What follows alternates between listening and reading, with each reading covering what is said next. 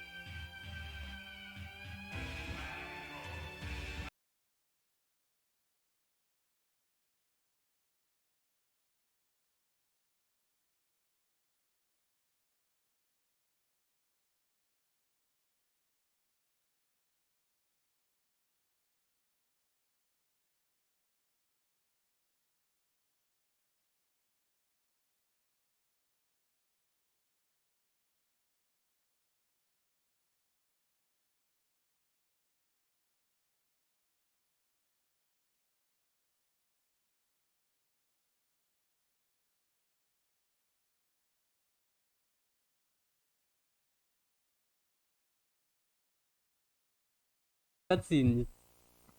Okay, hold up. I'll throw you live again.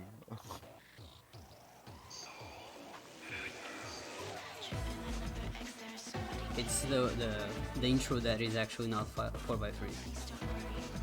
Alrighty, everybody. Had a bit of a false start there. Right as I hit the transition button to throw it live. Of course, that's when the game starts showing the Saturn cutscene, and I think something glitched. Without any further ado, we got SMT Devil Summoner Soul Hackers for 3DS with, once again, run by Scion. Why don't we introduce ourselves and let's get Hello everyone, welcome back to Megami Tensei Marathon. It's been so long since I've seen all of you. It's so great to be here again after so long. So I'm Scion. I speedrun a lot of the Megaten games, as you can tell. I'm going to be speedrunning Devil Summoner Soul Hackers New Game Ending for the 3DS. And today with me right now I have Toxic. Toxic, please introduce yourself. Hello, yeah, I'm Toxic. I also ran quite a few Megaton games, and I had a pleasure of playing all three versions of this game, so we'll be going through some comparisons and the story of this game as we play. Alright, so I'm basically good to go. Give me just 2 seconds because I've actually realized that I want my notes in front of me instead of on my left so I can read them better. So I'm just gonna change that and I'm good to go.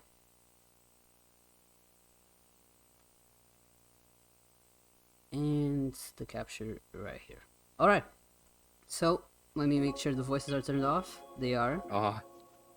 Auto advanced none. Yeah, none obviously. And I think it starts right away on start it, right? There's no difficulty, so I'm good to start. Alright, count yourself in. Okay, so 3, 2, 1, go. Timer didn't start on my end. Alright, so welcome to Soul Hackers. This is the very original Soul Hackers, the second entry to Devil Summoner. I've actually also speedrun Devil Summoner, and I was thinking of submitting it instead of this one. But Devil Summoner is just such a... Devil Summoner for the PSV, not even the Soul Hackers version, just such a tough speedrun. So RNG heavy that I decided to go with Soul Hackers, which is such a tough speedrun and so RNG heavy, so there's nothing bad that's about to happen.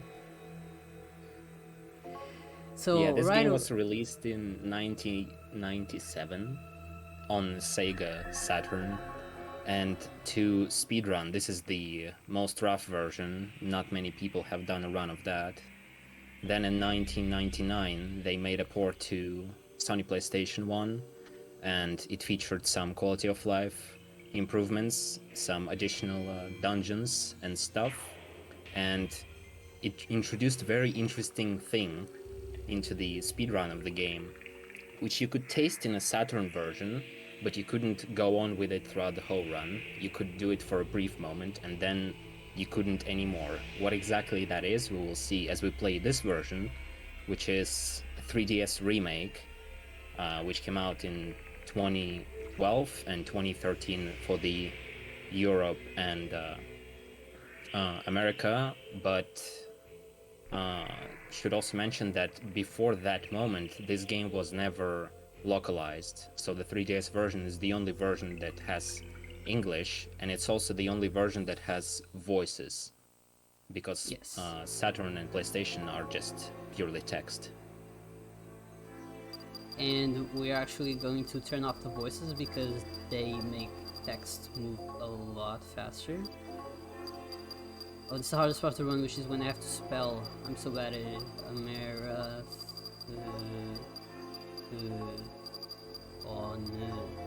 Oops, there you go. And now I'm going to name the best Devil Summoner runner I know, Toxic. Here we go. We're ready to go. So, the story is set in this city that's currently being put to test as basically the equivalent of a smart city. We have a lot of those nowadays. In fact, I live in one of them. It has all of these weird poles that track data and whatnot. Also, I have to actually, I just when I just chose that second option, I remember that I can't be mashing the D-pad because I'm going to choose the wrong option when naming. Not when naming, when selecting Nemissa. But yeah. And what they decided to test is for this program called Paradigm X, which is basically a big social game that everyone can log into, and it's like a big, basically like a, what do you even call it? It's like fake reality. Like it's a like virtual world, basically. Yeah, it's like the metaverse. I hate saying this, but it's like the metaverse. However, we are hackers, not soul hackers, just normal hackers. So we are immediately interested in being able to access the beta for that game, because only some people got selected for the beta, you know how it goes. So we were trying to hack our way into testing out that Paradigm X thing, and now we're going to meet up with our hacking group, the Spookies. And this is the leader, Masahiro Sakurai, same name as the Smash creator. Sexy defines her, there you go. Alright, game is not over. So right away we had that option right there. We, Spooky, our leader, asked us to define Hitomi, which is our friend. And we have to say that she's sexy, because that will change the spells that she gets. This is actually necessary for the game. And by saying that she's sexy, we are now gonna have a Nemissa that goes with electricity spells. Yeah, and she also manages to learn Megiddo much earlier than two other types, and we use Megiddo at the very, very, very end of the run.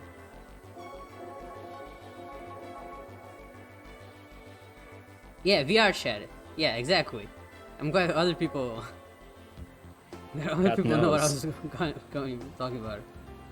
And this is Paradigm X.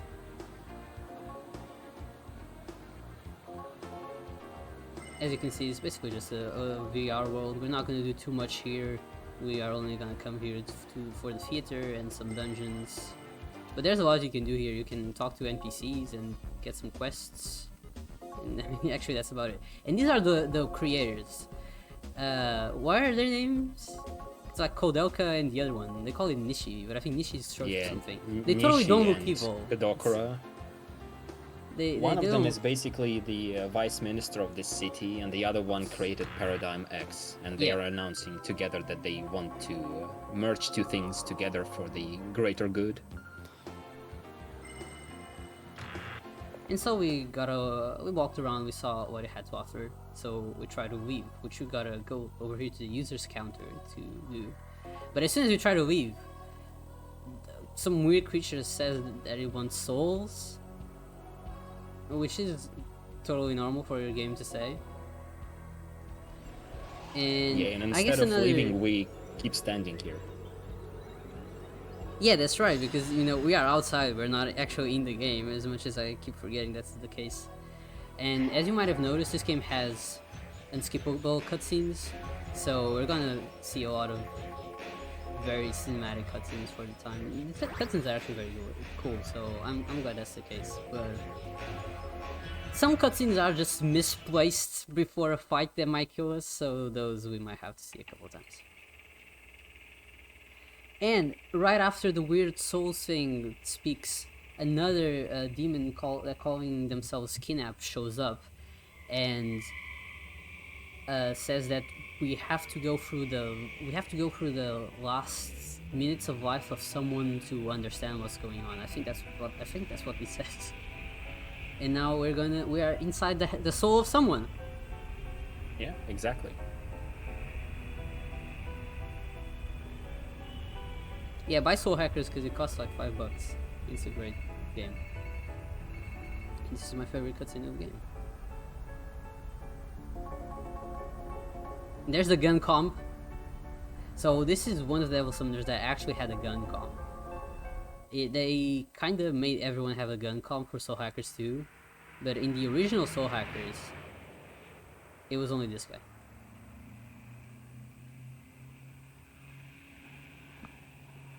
Yeah, this is Urabe, and he was a member of a so-called organization, Phantom Society. We don't really know who that is, but he's driving to this place and he wants to infiltrate it because he heard that they have a computer program and he really wants to acquire it. It's also worth mentioning, because we will be skipping all the text, that he was working for Phantom Society before, and once he realized that their deeds are not as clean as they could be, he left the society. But I forgot to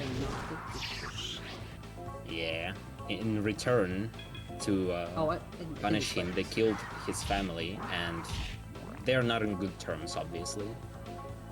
So he's actually infiltrating it and not just coming back.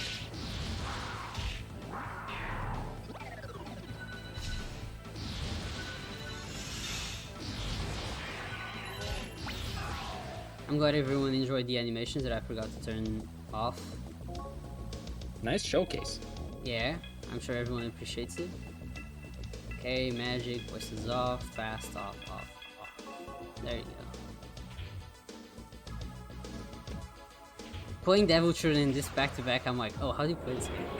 Oh no, I missed. Okay, well, whatever, I'm gonna have to redo the options. Okay.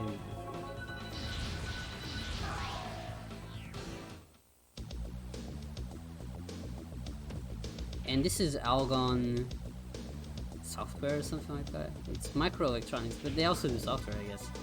And we're infiltrating them to try and figure out what they are doing. So this has like 5 floors. We're going to go through this pretty fast. Yeah, this is a very short dungeon. All of the vision quests that you're going through when you're looking at someone else's last moments of life, they are pretty brief, but they are important to the actual story of the main character.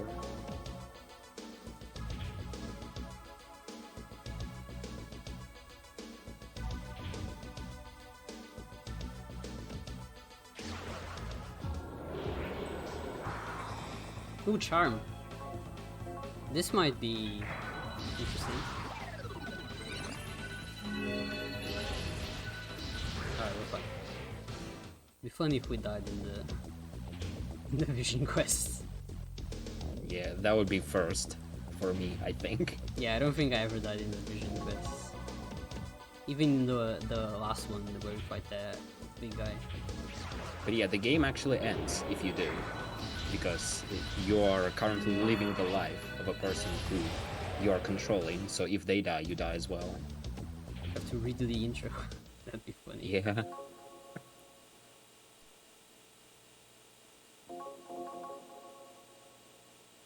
So as soon as we try to hack the main computer of Algon NS, we release a program called Nemissa, and it I think it deletes all of our demons, and rather it overrides all our demons and installs itself in our comp.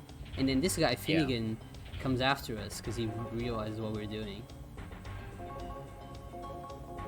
Yeah, Finnegan is like the most skilled and the most ruthless summoner for Phantom Society. He's definitely gonna do everything he can to hunt you down.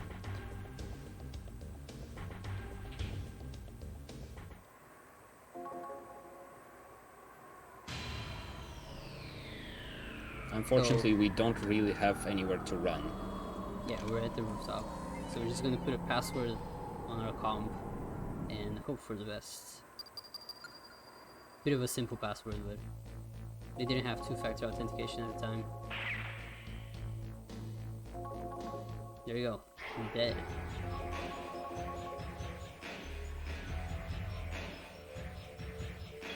And now we assign our points for our beautiful characters. We're going to have to be putting points into speed for our protagonist because we want to run away and go first when throwing items.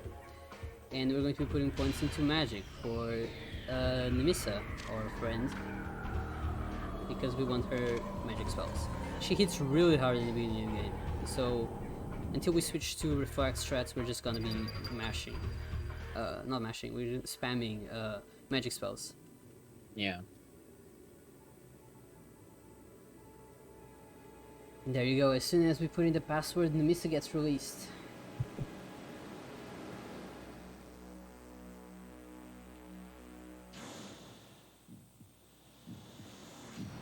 You know, this actually has 3D. It's cool that they kind of made it 3D.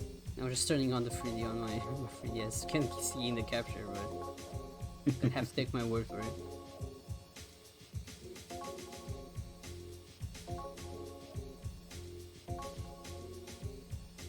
So, Nemissa fused herself with our friend. So now they're just switching personalities left and right.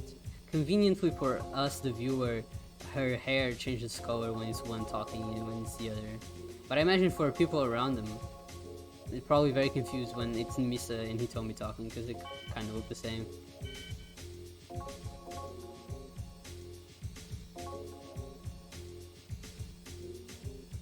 And we also found that chip that we're definitely not gonna put into our PC and definitely not gonna be using it to do and go somewhere.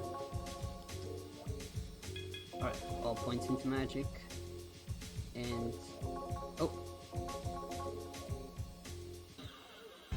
Alright, difficulty down. Here we go. So the 3DS version features one of the most useful things called hacks. Hacks allow you to change the certain aspects of the game on the fly, like right before the boss, for example. You're literally talking to the boss and think, how about I lower or up the difficulty for certain reasons? And you can do that. And it's super useful because it allows us to avoid random encounters and getting killed in them, and also allows us to deal a lot of damage to the bosses when we will be doing reflecting damage strats, which you will see a bit later. In this building, we want to recruit a couple of demons. If we don't, it's not the end of the world on 3DS version. Yeah, I always preferably just recruit the pixie. That's always what I go for. Yeah, like Pixie and Knocker. Knocker is actually super useful later. Well, not super useful, but definitely helps not dying because it can withstand ice attacks later. And Pixie is just good for keeping our health up. Knocker you get for free, like you don't really need to talk to it too much. It just gives you a tutorial and then joins. And probably worth mentioning that recruiting in this game is somewhat random. Like, you can talk to the same demon on 2 different occasions, give the same answers to the same questions, but outcome will be different. So you really can just spam through all the options because ultimately it doesn't really matter. Selecting certain options just increases your chance of recruiting demons, but doesn't really solve the issue of guaranteeing the recruit, which is more of an issue when you're playing Saturn or PS1 version. Oops.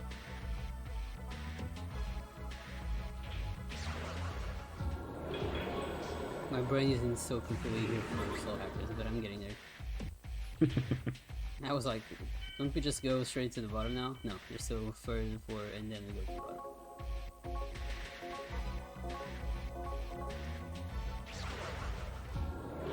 Oh, I could just this.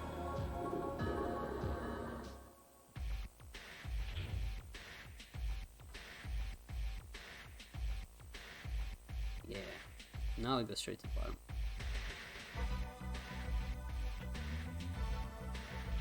I'm actually gonna save just in case because I haven't done any saves. Yeah, and saving in this version is like 2-3 seconds. Yeah. So it's not that big of It's a not deal the anyway. PlayStation 1. Yeah, it's like takes 30 forever. seconds gone. Oh, that's why we have backupper yet. Oh, yeah, I completely forgot. Oh, Well- right, we don't. Not even on difficulty down, true. Yeah, well, whatever, we're just gonna have to win. Yeah, I mean, preferably yes. This fight is very difficult to die on 3DS, but you know. I think I actually have Nemissa on front, so... yeah. It'll be fine. Yeah, this is Right, Carol J, one of the Phantom Society summoners. We need to defeat him.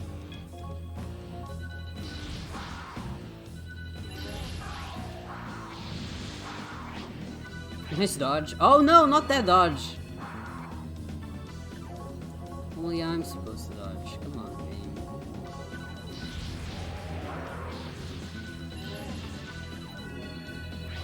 Oh my god. Maybe I can just repeat. Yeah, because the difficulty is down. We're usually pretty safe. Yeah, on this fight you're mostly safe on repeating.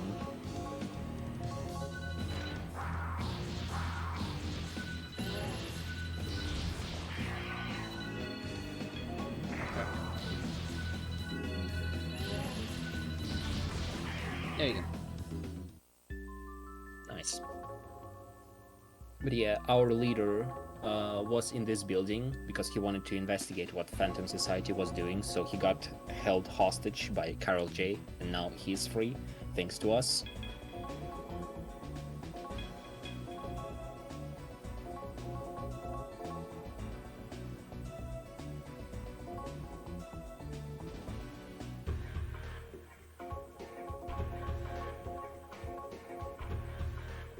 Carol Now we're J is heading also back to part the of Phantom Society, yeah, to the just wanted to say. hideout, where we're definitely not gonna get yelled at by our leader for actually touching the gun that we were not supposed to touch and activate all that sequence of events.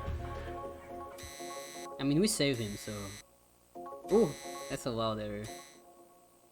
Goto Gomaden. You know, if I saw that, I think that was actually a name. I would not understand that they meant to go to the hotel at all. Maybe that's just me. Yeah, it doesn't even look like a hotel. Yeah, it's a ship! What do you mean a hotel? So here, this is the fusion mansion for this game. It's run by Victor. This guy. He's also in the first game. In the first game, it's actually more of a hotel. I don't think I can skip this one. But this one is just a ship that they bought, I guess.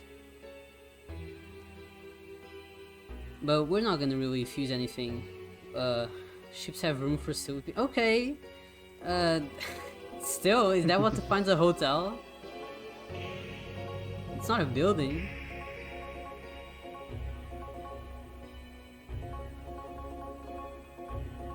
But yeah, Victor can help us with our comp because it's kind of broken right now.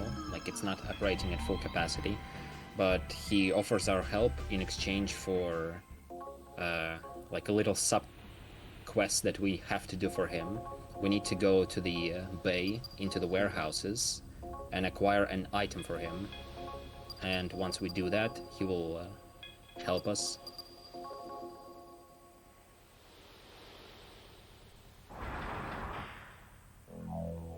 Victor's a demon? No, why would you think that? He doesn't look demon-like at all.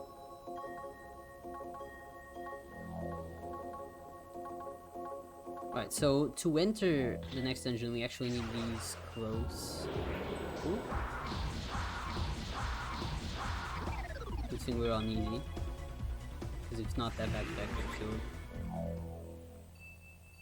Yeah, those are very nasty. Like, if on PlayStation 1 version you meet like 5 poltergeists here, you're in big trouble. Like, you might go straight to the beginning.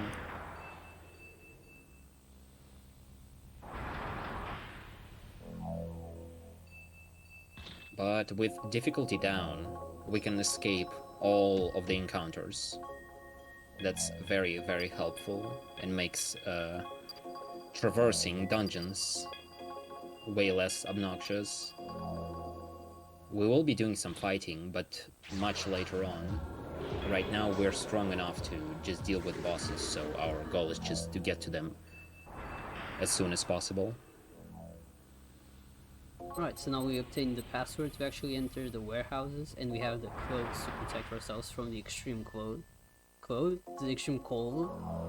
Yeah. I can't speak. So we're just gonna go right for it.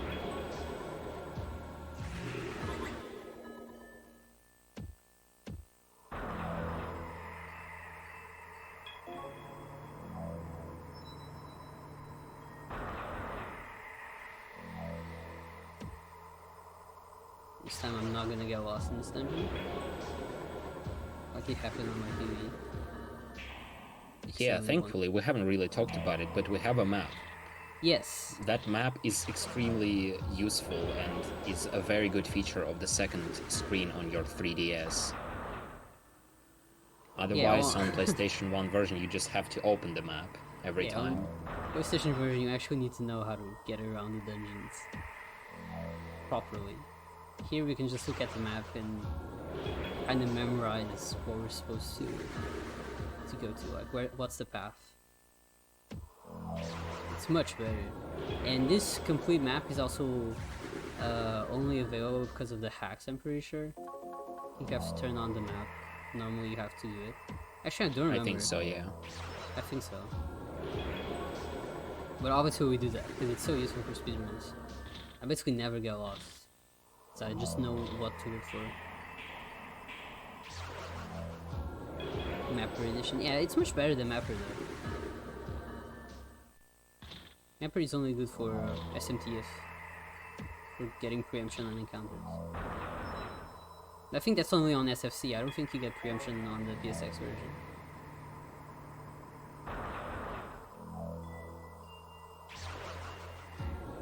Alright, we're coming up on the boss fight. Yeah, just like that. Like, how much did it took? Like, minute and a half, probably. Yeah. Over potential 10, if you were to play the old versions. No. I think the Nemissa was supposed to be on the back. I think I keep messing up these party orders.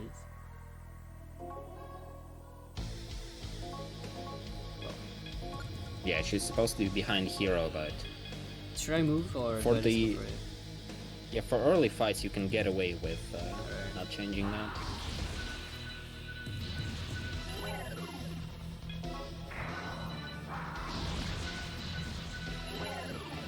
Or healer. Ouch. That's scary. You have D, right? Just because it's a marathon, I'll heal.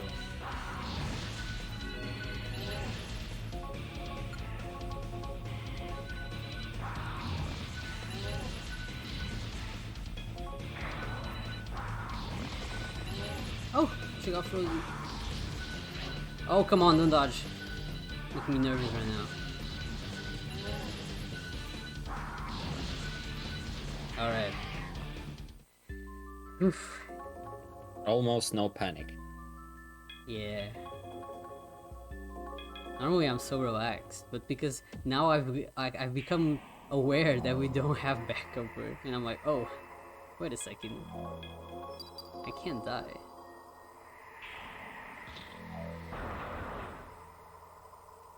Alright, so that was it. Now the entire warehouse is not frozen anymore, and we can go and collect the item that we came here to get. Yeah, thankfully we can take a shortcut that leads us pretty much right to the beginning of the dungeon, with some weird elevator stuff that looks a bit dubious, but it works out.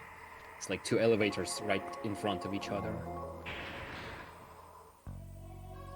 And here we get introduced to one of the NPCs that you can meet later on if you do side quests. We are not doing any side quests in a run, but it has some additional appearance later, I think.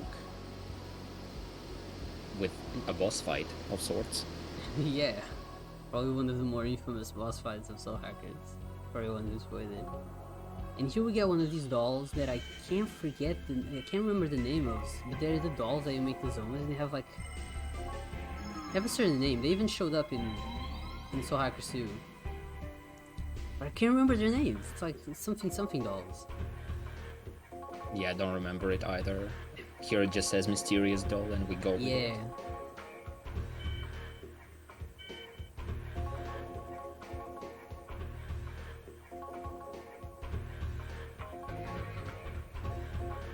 Come on, that's exactly what it is. Thank you so much. It was driving me mad. I think this is the one time where we can't skip this cutscene. We're going over here to the Organic Energy Association to sell all of our mag. Yeah, we're finally getting a taste of a marketplace of sorts where we can visit a lot of shops, and this is one of the most important ones where we can exchange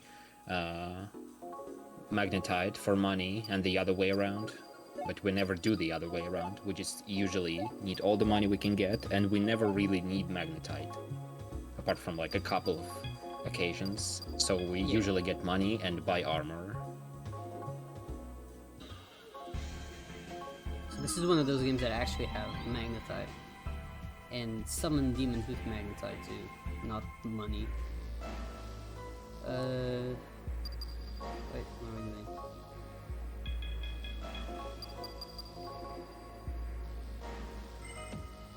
So now we are in the Astro Museum, which is a place where we didn't really need to go ourselves. However, we received a message at the hideout, like an email, from Carol J, who we have defeated earlier in the run, the first boss, that he's really upset and he would like a second take on us. So we are heading into that direction. I just talked to the locked door like 3 times. I was like, why is it not opening?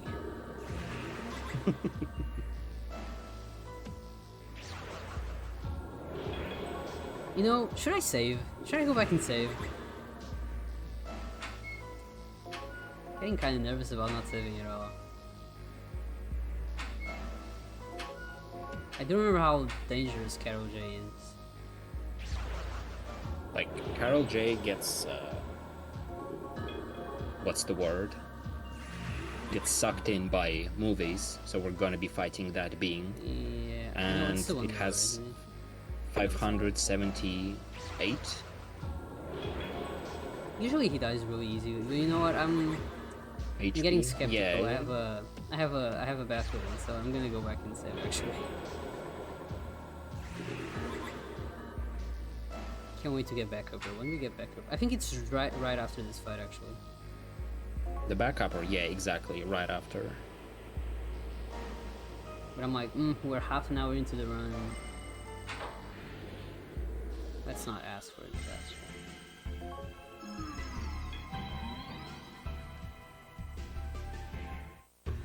So the thing that we keep mentioning, the backupper, basically in this game your comp has software spaces that you can fill in. You usually have 5 spaces and you can install different programs into them.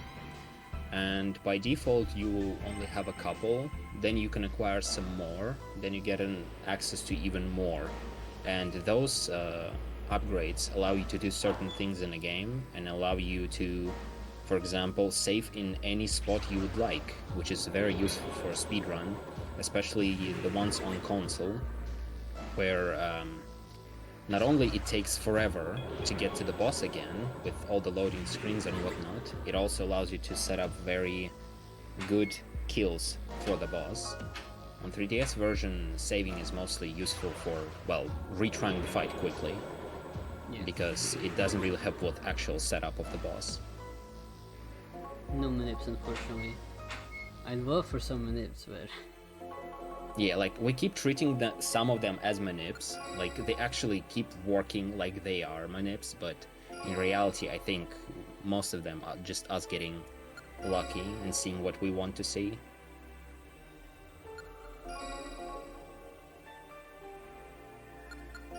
Yeah. The only fight that... So, I don't want to jinx it. I really don't want to jinx it, but the only fight that so far has always worked with the manip strat is the second phase of the very last one. Absolutely, yeah, same. All the others just work sometimes, other times they don't.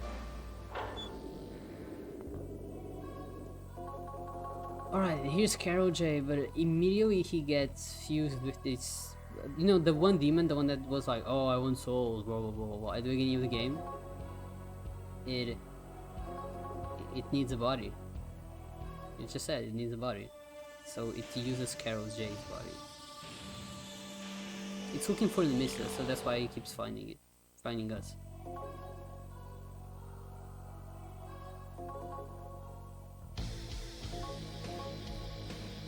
I think I just scarred here.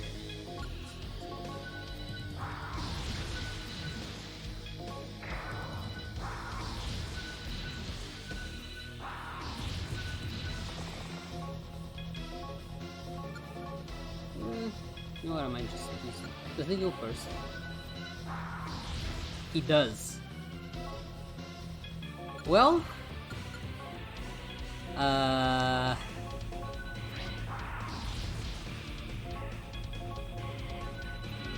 Yeah. you see, I had a feeling. Yeah, you I have had a good feeling. intuition. I must give you that.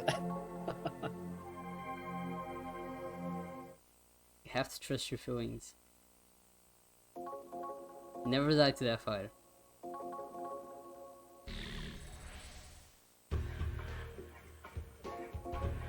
But at least now, I totally forgot to heal a pixie, so I might as well go and heal up. Like, I died on this in a previous fight on PlayStation 1 version runs because one dodge and it basically ruins everything for you, because you usually have just enough health to cast your spells 6 times, and if one of them misses, then you're likely at the very low health for your 7th cast, and it's pretty much a roulette whether he will kill you or not, or you'll be able to kill him earlier.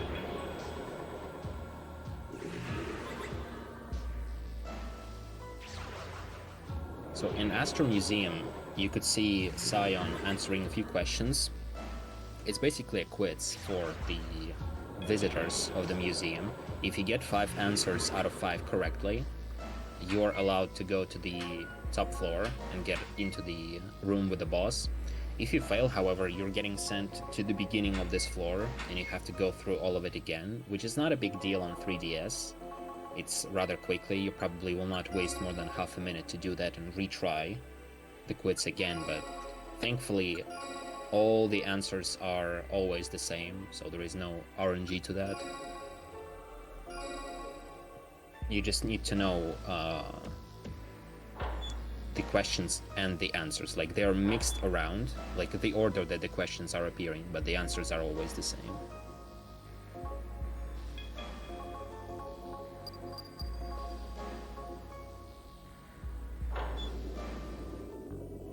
Alright, here's Carol J again.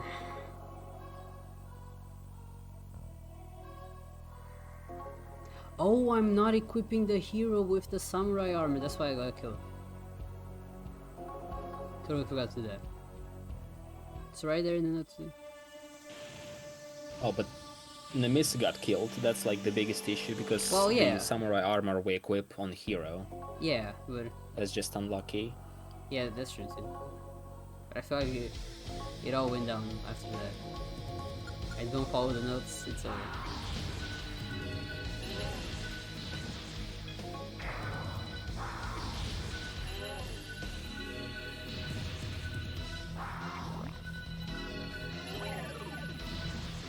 Nice to remember.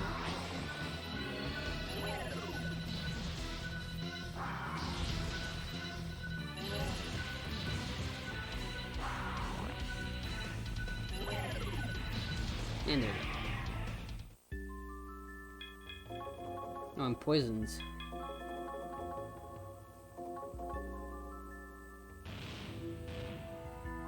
And there you go. Carol J is left, and the Maui soul just kind of goes away. Yeah, from this moment onward, Nemissa will be noticing that some of the bosses and characters seems to know more about her than she actually knows about herself. Because apart from her knowing that she's a demon and she really wants to fight everything around her, She doesn't really know who she is and where she came from, so she's learning about her past through those interactions and boss fights.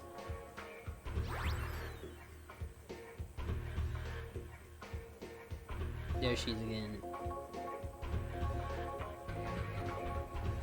Right, Yeah, now I'm she going was to- almost possessed by movies, but that resulted in her actually getting an ability to get into Paradigm X without needing to be near this PC, so she could just go there. And now we can go there with her.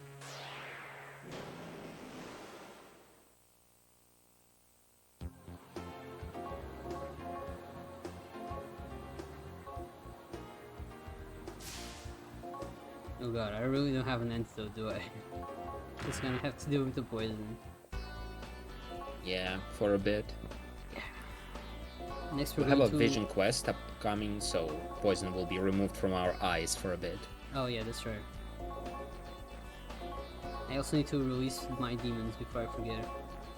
Yeah. Here Nemissa buys herself new clothes because she doesn't agree with Hitomi and her taste. Skin app telling us about vision quest and not Leo.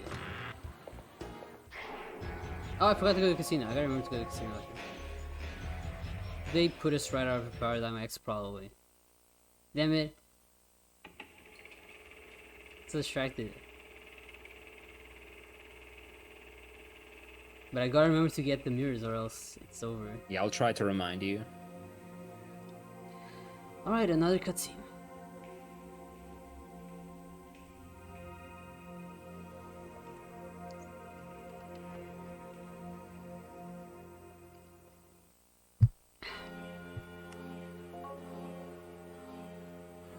Alright, here's the coolest devil summoner, Yeah, Judah. with the best comp imaginable. If you thought the gun comp was good, haven't seen the saxophone comp.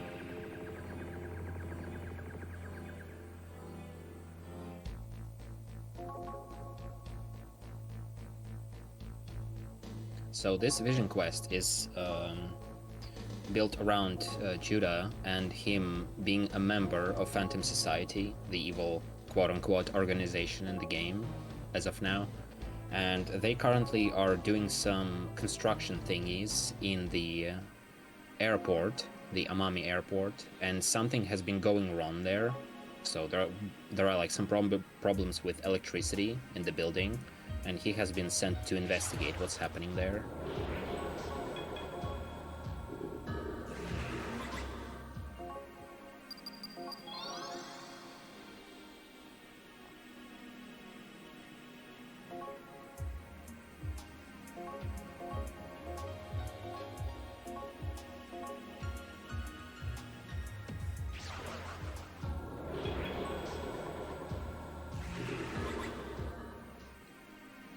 In this vision quest, there will be quite a bit of backtracking. Like, this is the first part where the door is open and we have to go and press the button. Some of it we will be able to avoid, like we can just go and press certain buttons and then go and check the door, but not here. And if you have played the original Devil Summoner, you may recognize someone relatively soon. Only cool people have played the first Devil Summoner. So let's see if there's any cool people watching. Oh, I didn't want to... Okay. I was almost nice and taught him about different demon types, but I don't want to be nice. I'm a Devil Summoner. I don't know why I keep being scared that my difficulty is not down, even though we haven't switched it at all, so why would it not be down? Okay, let's return everyone except for Sophie. Honestly, never hurts to check when it comes to this. It's true.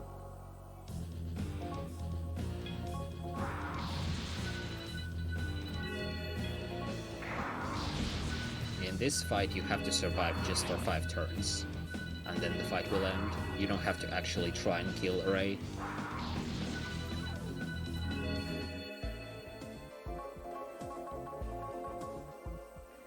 As you go through this dungeon, Judah is asking himself different questions about how he has been treating himself and how he has been living his life, because he had doubts about working for Phantom Society, and after talking to Ray, he has even more of them now, so he's a bit conflicted at the moment.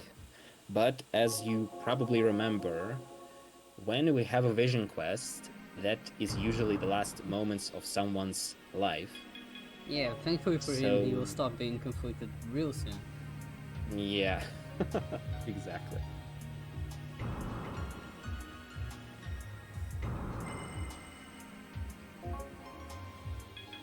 Alright, so... Like, if we summon everything the way we need to summon it, and we're doing fight in a specific way, this fight always ends in also specific way. Like, even on PlayStation 1 or 3DS, it's always same demons dying in the same way.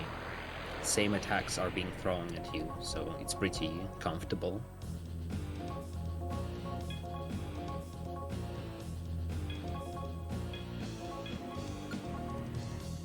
And this is Winpe, who is a demon that's been troubling this building on different computers. As you can see, there are like electric cords being stuck into it.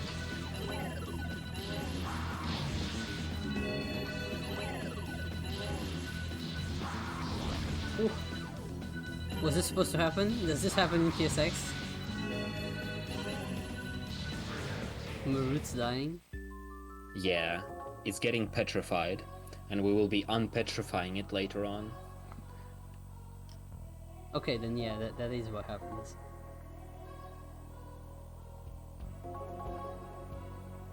Thankfully, they let you use the any status effect healing spells on demons that are in the comp, which is something that you don't really see in other games.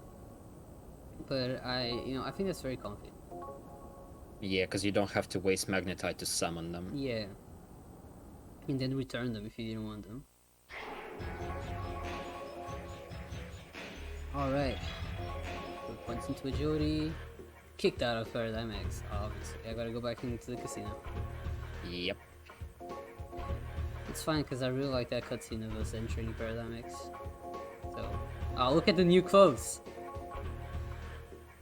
That's what we went there to buy.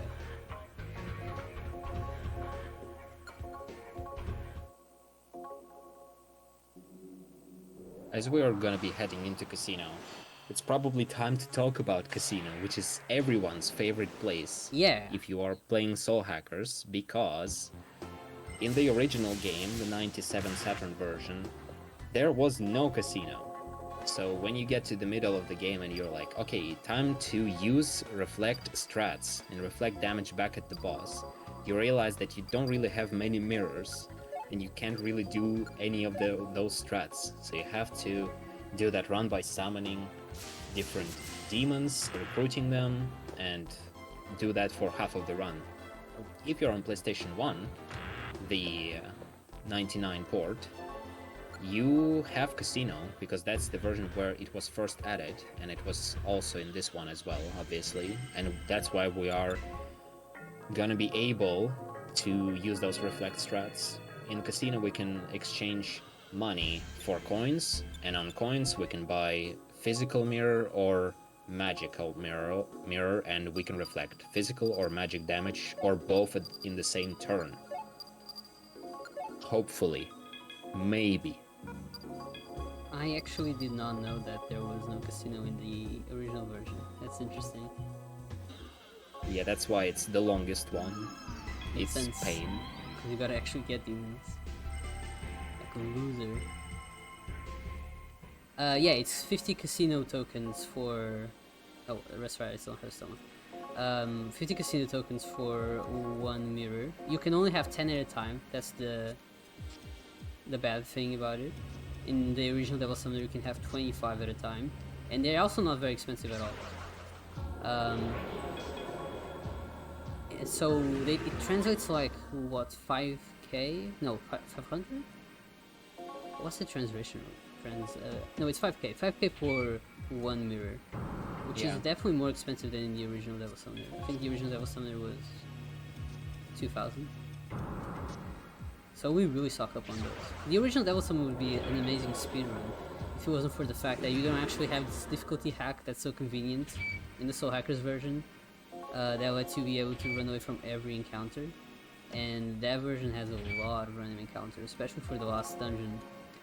So it's just very slow, very inconsistent. You can die to random encounters all the time. I guess it's kind of like the PSX version of this game. Yeah, exactly. I mean, well, maybe I spoke too soon. Maybe I spoke too soon. We love back attacks, oh my god. I think I'm gonna save here just in case. I think doesn't Silky have recarm? Because if Silky has recarm, I'll go and get Oshiro-sama has recarm. You just have to get to it. It's one of the demons from Saxophone. Yeah, so I'm gonna get them because the story event should work anyways. Yeah, it does. The SMT1 they don't work. But yeah, this is fine. Okay, so I'm just gonna get a demon, summon them, and revive them, so we're fine. I went out of my way to buy all that new equipment and I still got killed. Look at this. Ruthless game. They use the last resort, which is a really strong attack though, so it makes sense. Yeah, we will be able to protect ourselves with the one of these software installs that allows us to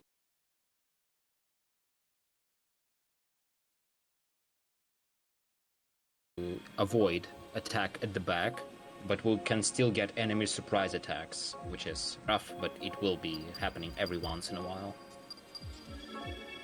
And in this dungeon itself, we are traversing same steps as Judah did in the Vision Quest, and we heard his voice while we were going around, and he really wanted us to get his demons back, so they wouldn't just get lost there in the saxophone, and so we have acquired them, and now we have them, and we can benefit from having a stoma, which will work for a very short while, but it will be more useful later on. Once we get to another dungeon, and we will also get a couple of demons that are useful in combat.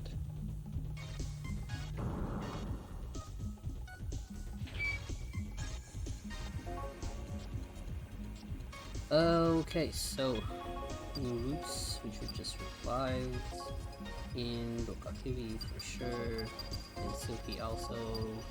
I guess I can return Oshiro-sama. Yeah, you don't need it for the boss fight. Yeah, so... yeah, just need to fill up moves. Guess why not save? Not like I'm gonna die, just playing it safe.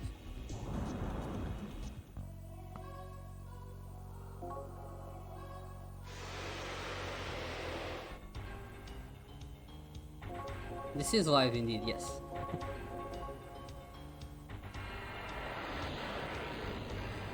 On my PV, I actually had, like, I summoned the demon when I shouldn't have, and then I didn't have enough MP for my roots, so I died here. Yeah, it's That's a tragic. bit rough. This is one of the fights where you don't want to auto, because it can get really ugly with electricity being reflected back in your face from one of the enemies.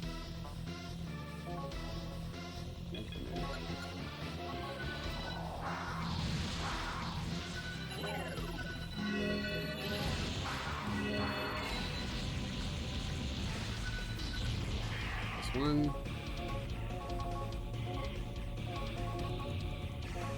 Deal to Yakumakami. And we got it.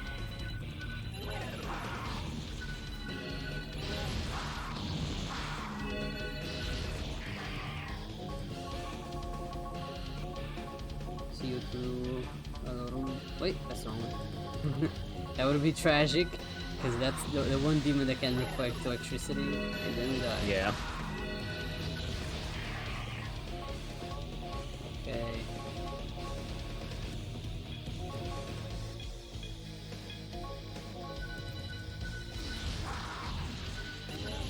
There you go. The game sound glitching. It's not glitching on my end, but I would not be surprised if it's glitching. This is captured by line-in, so sometimes the audio gets a little weird. There's also a lot of white noise, because this is being played on an actual 3DS. I apologize for that, but I'm not sure I can fix that. Alright, back to the hideout. We actually talked to a guy that looks like Yoji for a second.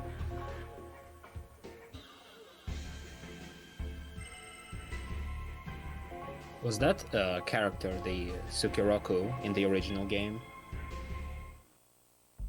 I'm actually not sure if he's actually Kyoji, because he looks like Kyoji, but he has a different name here, so I don't know if it's not a name that he adopted or something. I see, because he's looking for Rei, so I was like, is it actually something from the OG or not? Yeah, he definitely looks like Kyoji. Okay, now to Kanegai.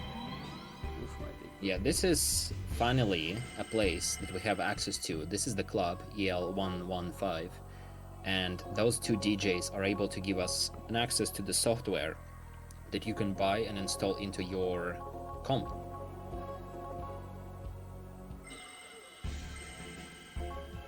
And we find our sister Tomoko being a little zombified by PC, and we are wondering, what is she playing? Where is she? And she apparently was in the Paradigm X. And to try and get her out of there, we will be heading there shortly, but before we do that, we're gonna visit a few stores and buy very important thingies. This sake is gonna be a lifesaver when it comes to using demons and forcing them to do things that they're not supposed to, which we will talk about in a bit once we get to actual bosses, because we haven't really talked about loyalty yet. Oh yeah, that's that's a right. thing that you... That's that's a thing that you can do. You could also see Scions summoning Zed, which is a Zoma race demon who is created from using a doll that we got from the beginning of the game and one of the demons. And the cool thing about Zed is that it doesn't consume magnetite to summon it, and it always has max loyalty to you. The bad thing about it is that on New Moon it's absolutely useless and very easy to kill, but usually we don't really pay too much attention to moon cycles, because it usually is used for Estoma, mostly, not for actual fighting. It will be present in fights, I think, but not for actual damage dealing. Yeah, there's some fights that I don't end summoning.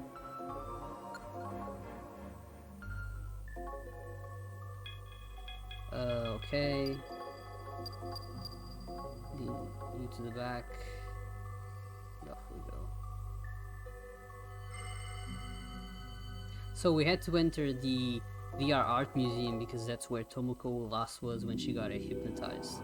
And as soon as we get here, we enter one of these paintings, kind of like Mario 64. And if we were to walk all the way here, because that little dolphin on the far is Tomoko playing with the dolphin, who hypnotized her, and it's actually just sucking all of her life force. Which is, humans kind of have magnetite. That's not very well explained, but he's basically sucking the equivalent of her magnetite. So we have to go and save her. But before we do that, we have to defeat this juggler and get these chess pieces to actually be able to fight him. And there's one chess piece in each of the paintings, so now we're gonna go through 3 paintings. This is the very first one. Thankfully, we have a stoma by our side, so we can do this pretty fast. So in this painting, the objective is to guess who has the scroll that allows us to open the treasure chest where the chess piece lies.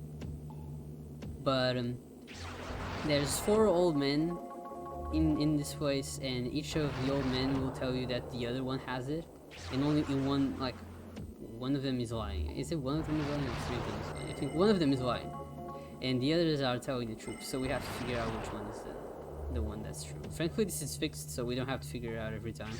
I already know which one it is. But they still force you to talk to them. First you have to introduce yourself to them, then you have to ask them about the scroll. So we're gonna go around here a couple times.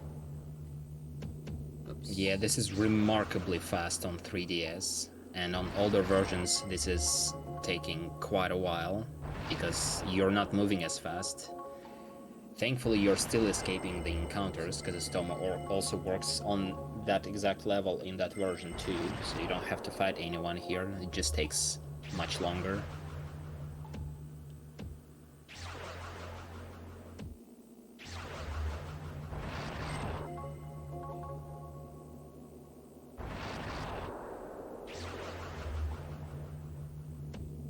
When I played this casually, I actually hated this effect of the demons trying to spawn. It annoyed me Oh, so that much. splash screen. Yeah. When I'm speedrunning, I'm always looking at the map, so I don't even see it. Yeah, fair enough. Alright, we talked It about definitely them. could be made a little bit smaller and less in your face, I guess. Yeah. I hate how it stops you. Like, it stops your momentum. And just like... Yeah, it stops you like for 1 second. You get used to it. Yay, we guessed correctly. Yeah, we guessed correctly, and there is one of the chess pieces.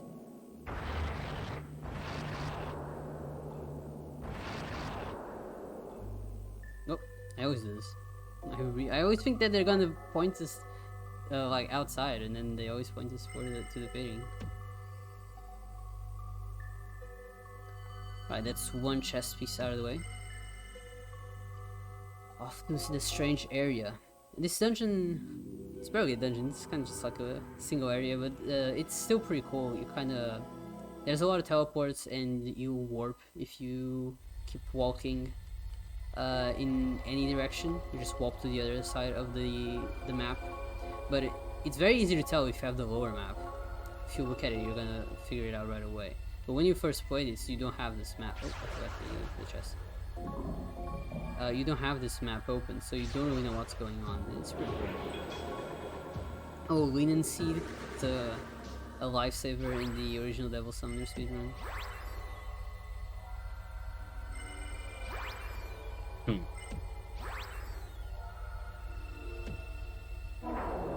And there you go, we got the chest piece. Goes by very fast.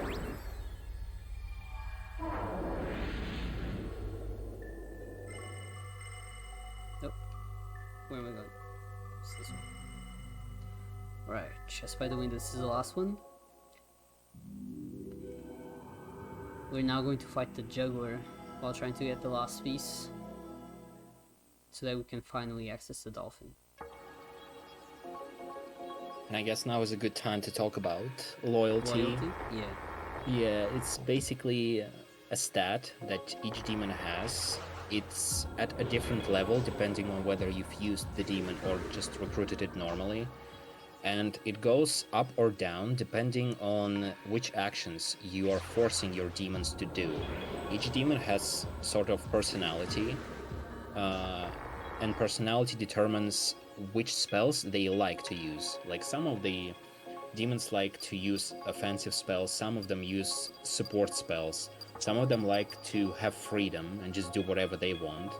And if you're forcing them to do something they don't want to do, like for example you want someone to cast Zio when they actually like to cast healing spell, and their loyalty will go down, and if it reaches very low numbers they will start acting on their own, and that's very painful for the speedrun. So we're buying sake to drink it, well, our demons do, not we, and it allows them to cast any spell we want them to cast without actually losing loyalty.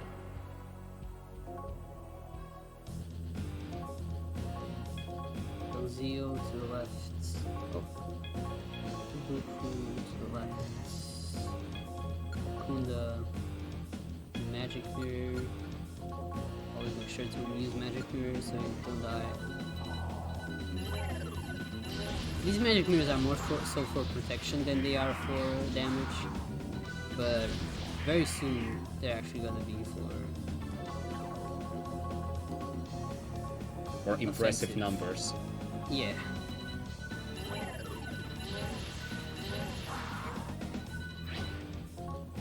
No, it's not.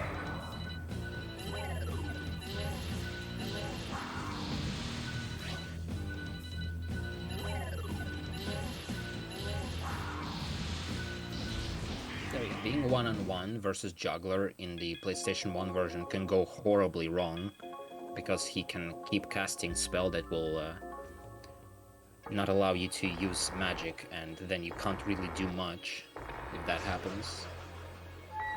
Oh yeah, that silent whisper. It just never hits in this version. Thankfully. When you're on easy, it just never hits. There you go, checkmate. We can leave now. That's what we got the pieces for. We're so good at chess.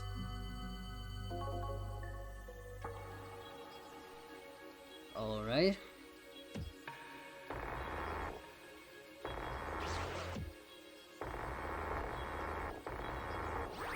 We'll just work here so we can get this chakra pod. Yeah, and now you might have guessed that we have done something to be able to access Dolphin and the fight with Dolphin, potentially. But we need to get some gloves on for protection. We're not really going to be doing much in that fight, apart from casting some of the spells. But we still want the main character and Nemissa to survive. So Yeah, he always with goes more first. protection never hurts. Yeah. He always gets at least one attack in, and then he kind of just guards. At least that's what's been happening for me. Yeah, exactly. And that first attack hurts so much. Yeah. Insulated clothes. There was one time where I sold the insulated clothes accidentally. Not fun. Oh no. Now I need to reorder everyone because they changed my party around.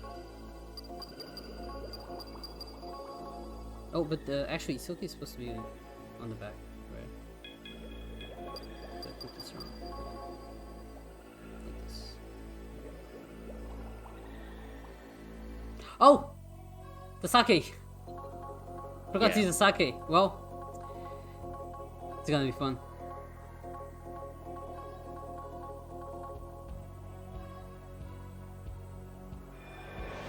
Now it's fine. Forgot to get my demons drunk. We should be fine. Thankfully, later on we're only going to be using Dokebi in fights, so whether Maritz and Silky will get low loyalty or not doesn't really matter to us. But yeah. The way we're fighting this boss is not we're dealing actual damage to it, we're feeding it with so much magic that it explodes. That's how I understand that fight. Yeah. He wants to suck in our magic attacks, but you just use it so much that he dies.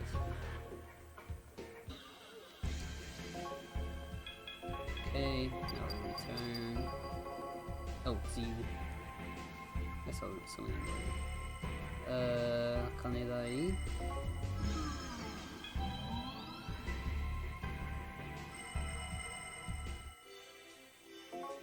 And now we go back and see that our sister is fine. She finally left Paradigm X and she's herself again. Did you turn the difficulty off? No, not yet. I'm Or gonna rather, save. yeah, okay. Because we're now gonna get to the good stuff.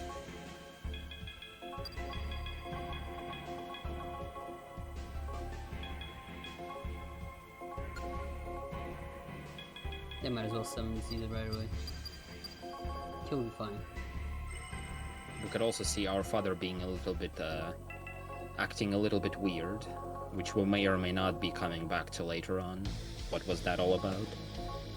But yeah, now we're heading into next boss fight, and it's a special one, because we are gonna be using mirrors, and not to protect ourselves, but to actually deal damage. And that should be good. Accidentally used one extra physical mirror, got damage. I was looking at the other one. I looked at the second turn. I didn't read. It should be fine. I'll just have to go and buy more. Yeah, so the way this thing works is that you're using a mirror on yourself to reflect the certain type of damage, whether it's physical or magical, and the damage is calculated taking into the account the clothes that you have currently on yourself. So to get more damage back in the face to the enemy, we take all our clothes off, putting our defense very, very low to make sure that the number that would hit us, like the number of damage, would be very big and it would reflect back to the enemy. So the damage they're dealing is not a static number, it's actually taking into the account your current defense. So in certain cases we will be taking all clothes off from Nemissa and or main character, and sometimes we will also be taking off all of our weapons, hoping that it will actually bring us more luck in the 3DS version of those fights. Yeah, you Who kinda knows just have if it to actually pray. helps or not. Yeah. Alright. And revival beads.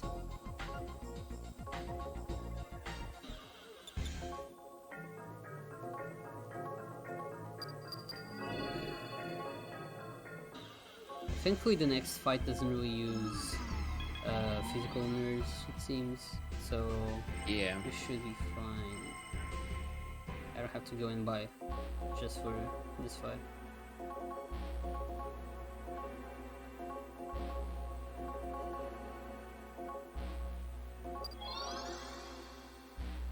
But after that fight, we're definitely gonna have to go to Paradigm X, because the fight after this one with Yeah. Finnegan will require a mirror. I guess I might as well buy the So- mirrors that we're gonna need for Erica. Yeah, I suppose so. This is Leon Automotive Plant, and the reason why we went there is that in the previous fight you could see we were fighting a weird robotic being that was Movies again, that creature that we met earlier, who was acting as if he knew Nemissa, and she was very interested in knowing what exactly he knew about her. And yeah, he got away after our last boss fight, and allegedly he got away into this plant. And that's why we're here, because Nemissa wants to see him again and ask what exactly he knows about her past.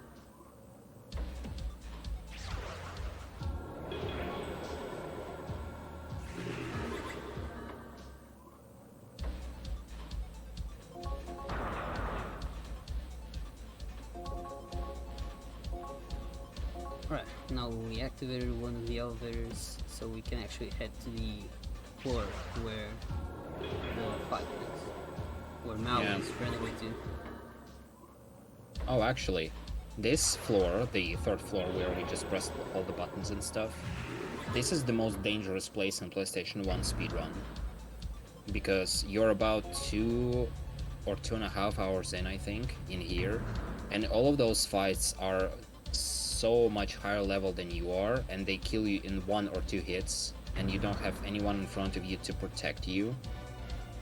It's basically just run away and pray that running away will not fail you. And yeah, it's very, very rough.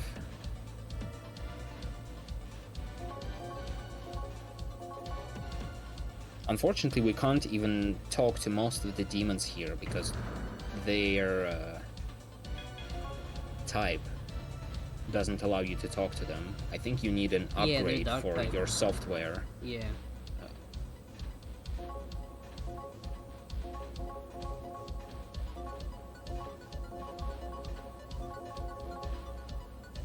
Right, here we go. Should probably save. Yeah, for sure.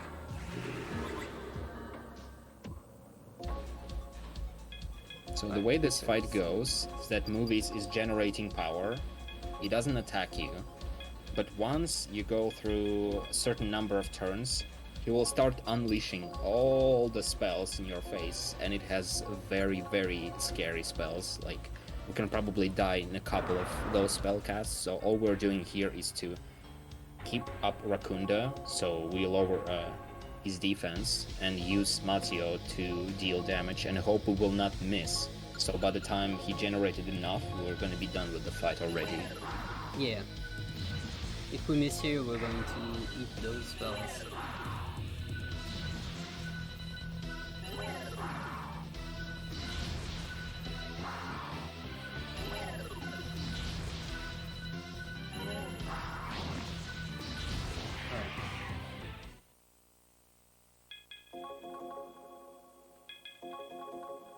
Like at the top right corner, it's been telling you which spells it's gonna be using.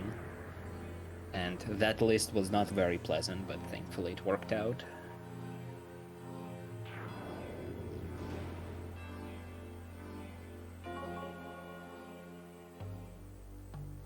Alright, this is when, you know what, I don't remember exactly why this happens, but we kind of just get projected into this VR world, and or Nemissa does. Yeah. And she starts seeing flashbacks of Manito. Is this SMT a good game? I mean, good story, etc. Yes, I think it's Yeah. really good.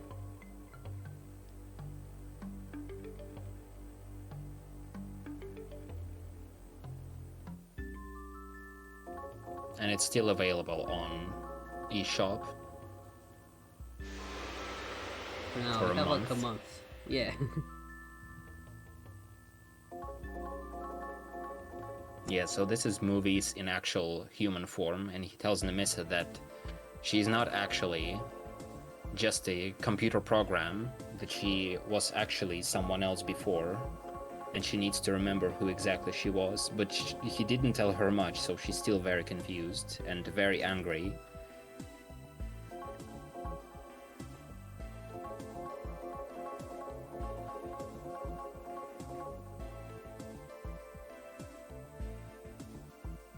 I was looking at the items that you pick up in the next dungeon. It's a pity that you don't pick up a physical mirror, you pick up a magic mirror. Because if it was a physical Yeah. mirror, I could skip going to Paradigm X.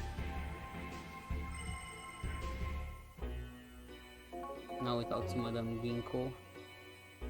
Present in every Devil Summoner game. Always looks different. Because she's blonde, the first one she had like dark hair. I don't even know the design in the last one. The Soul Hacker Steel. I still haven't played it again. It's also very different.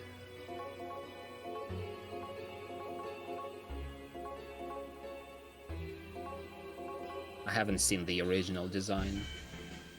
It's cool. We gotta play Devil Summoner one day. Okay, so level 5. We're finally gonna get the upgrade to prevent back attacks. So caps lock. You know what? I think I gotta go to the hideout first.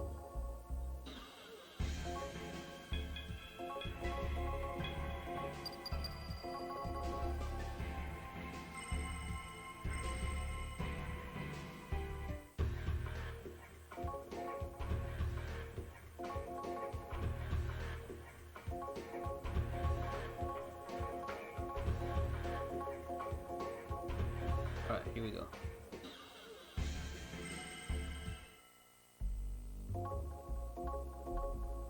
Caps lock, Finder's Keepers, and back mirror. Back mirror is probably the most important one. Yeah, it prevents attacks from enemies into our back, which will basically limit random encounters to attacking us only with the surprise attack in our front, and that usually doesn't really kill us, and it happens very, very rarely, so we're very safe now from random encounters. Yeah.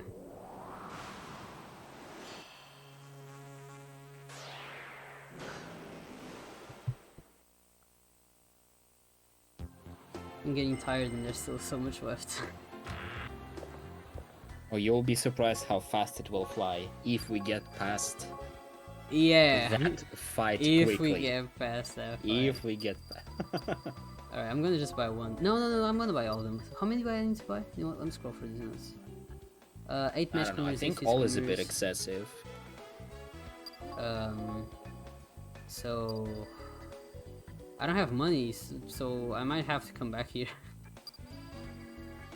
Yeah, I might just have to come back. Whatever. I'll make the trip since I don't have enough money. Buy one physical mirror. That's what I came here to buy. Should I buy Because two? one physical mirror is enough, especially since we have save. Like, I have never seen that fight fail Yeah. the way we're doing it, so it should be fine, but... The only times I was failing it was when I wasn't really seeing the demons. You know, oh, I always do this. Why do I always do this? I have to quit Paradigm X.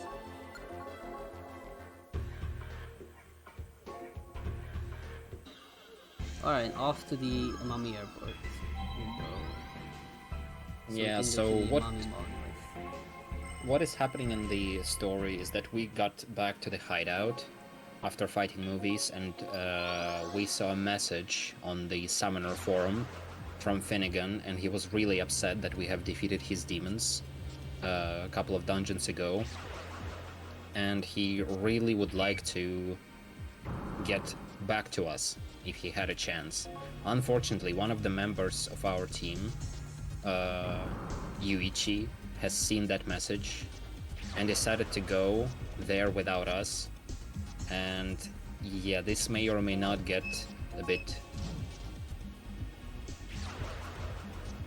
badly. And So we Finnegan have to doesn't go and care save either. him. He'll kill a kid. He doesn't care. He's like, oh, you're the Yeah. one? Alright.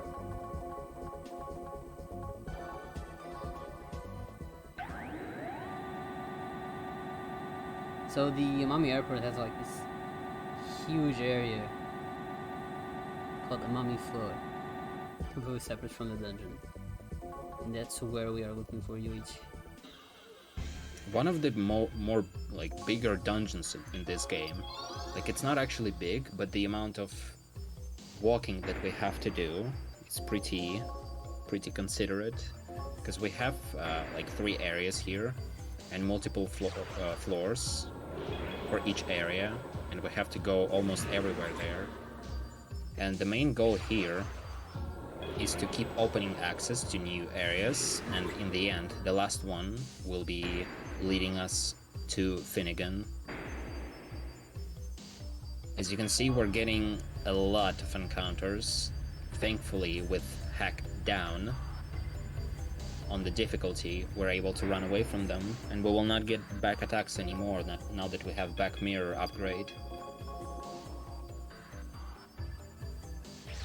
So only thing we have to do is to remember where to go, and again, thankfully, we have a map right in front of us.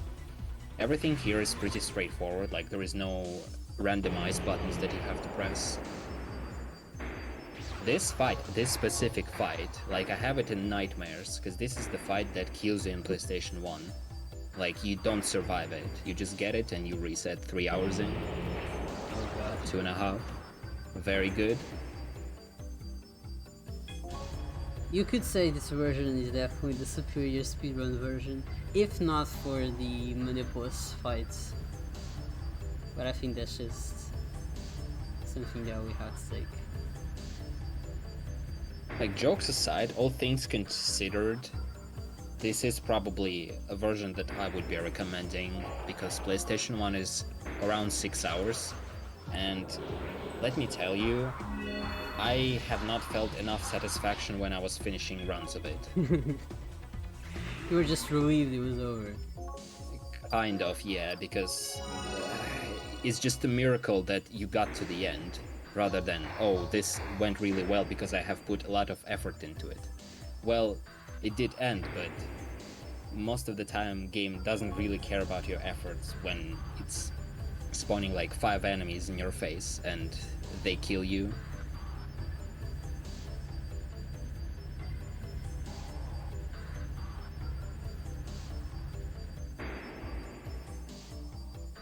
And all quality of life stuff of 3DS version is very, very welcome.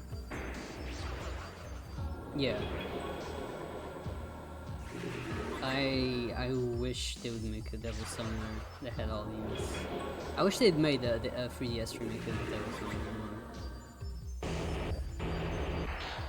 Yeah, P3 Fez is only 10 minutes, and Tatsu is just really fast.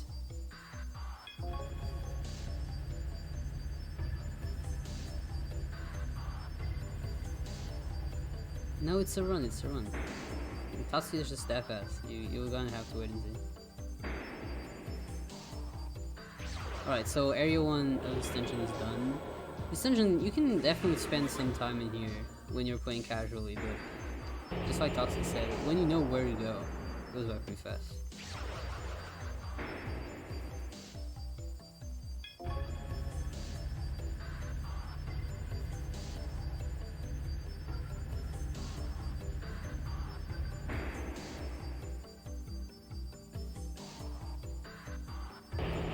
Also, like the OST of this game, it's so good. Yeah. That's probably one of the best things about playing is getting to listen to the songs. And you can actually listen to all of the songs, not like Devil Children where you only actually listen to one song the entire time. I think someone mentioned in the chat, but there is an arranged version of this soundtrack. I think it has only 6 tracks, but they are so good. Like, it's definitely something I would recommend listening if you stumble upon it. It's some of the tracks in this game, some of the boss themes and theme of the Goma Den, for example, remixed and rearranged, and they sound very cool. I've actually never seen that. It's probably like a CD they released or something. Could be, but it sounded like something that I would expect in this version of the game. Like, it sounds so fresh and modern. Maybe they couldn't fit the file inside the 3DS cartridge. I think for the North America version of this game, there was a package of this game plus arranged soundtrack. So the game was sold with a soundtrack, and there was also a normal release of just the game. I don't know if you can still get it now, but it's probably over $100 worth. Oh, for sure. I've seen just the game go for 100 and something.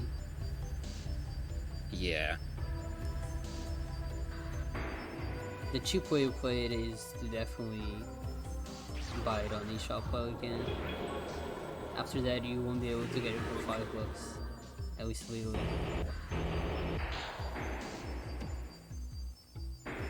I'm still hoping to get a Japanese version someday, because I really like the voiceover of Nemissa in that one, because she has like a robotic-ish voice, like not completely like a robot, but a slight note of roboticness in it, and it sounds like an actual like computer program, while in the European and North American localization she just kind of sounds like a normal human, which is I guess fair enough considering she's in Hitomi, but still. But Japanese version I have almost never seen, like it's so rare. Oh.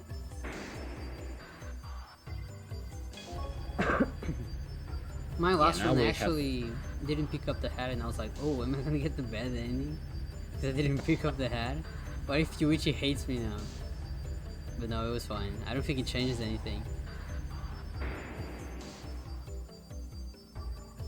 Oh, not too far.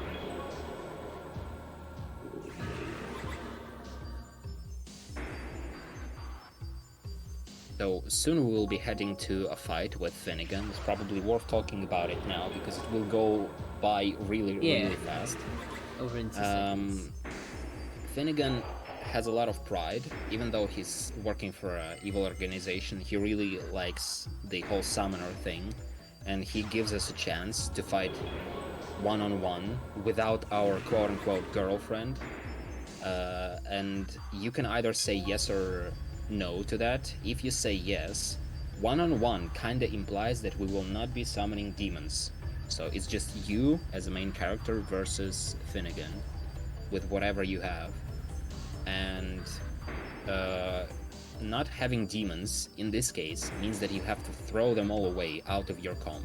So you wouldn't be able to summon them in actual fight. Like, that's the actual rule. The only exception to that rule is Zed, right? Yeah, Zed. Yeah, you can have Zed. He doesn't care about Zed. Even Finnegan knows that Zed kind of doesn't do anything. He's like, okay, keep your stoma, whatever. Yeah, so we go into that fight without any demon, just one-on-one, and the only way to kill someone without actually using any spells and whatnot, you can probably guess what it is. And we went to buy a physical mirror maybe for that. But so far, from my experience, this fight has never failed on a physical mirror reflection strat, so Yeah. hopefully it will be the same now. He just attacks you on turn 1 and attacks himself in return. Alright, we're going to return Z, we're going to release everyone. Goodbye, people. Going to remove all our armor. I guess I can remove the weapons. Going to save just in case. Okay, I think that's it. Return, release, remove armor. There you Save. go. I've saved. Yeah, and difficulty hack. Also, You can get away with off, but for maximum damage. oh, he dies on off, don't worry. It'd be funny if he didn't know. Okay, no, he died. I had very close calls, so Really? yeah. Alright, I'll start putting up then. Most of the time I just put it off. Sometimes when you switch to up, they'll start using these almighty attacks. Maybe not this way.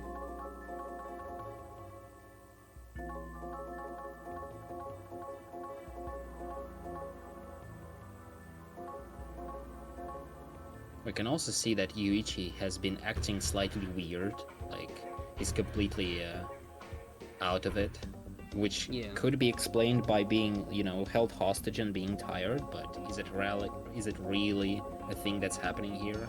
Who knows? Six is also acting weird, so we're gonna check up on him. He lives in this fancy district. Look at this building. Now he's hypnotized looking at the computer, and we figure out that he was also in Paradigm X at the VR haunted house, which is what they call it in this game. So we're gonna check up on him in the actual Paradigm X. Before that, we gotta do some chopping. Some shopping. So, oh, I don't have the ID. Oh, I have to go and get the ID. Sorry, I forgot. My bad. So yeah, we're now being. Is this when we were wanted or something? Oh, I think our ID stopped working, so now we have to go to EL 115. So for them to give us a fake ID, so that we can then access all the shops. So as you could have noticed by now, this game is very character driven. Yeah. When it comes to the story, like something happens with one of your mates, you're going and saving them, and while you're doing that, you're learning more about the story in some way. Now we can go. All the mag. I wonder if I should just buy mirrors and not buy the. I think it's a bit early to ignore completely the armor, but I think the way you did it in your last run, that might be the way to go forward. Like not buying one of the last batches of armor. Yeah, I think that's what I did. I don't remember which one it was. I kind of just was like, this is the one I'm going to ignore. But I think I'll remember when I look at it. I also saw that you bought, I think it was 6 nitrogen cylinders. Yes. Yeah. I think it's maybe even worth buying 10, considering how close it was, and if you didn't have if it took one more, then it would be very upsetting. Maybe it's worth buying more. Yeah, they're cheap enough that we can probably. I mean, now I can buy 8 magical mirrors. Maybe I'll just sell some of my armor. What can I sell? What are the armors that we can't sell, brother? It's like the high cut armor. Nothing too expensive here anyway, though. I'll just go along with it. Whatever. Yeah, I'll the go only buy more reason if I for need us to have some armor at this point of the game is to not die from surprise attacks, because in most other cases we are gonna be protected by mirrors anyway.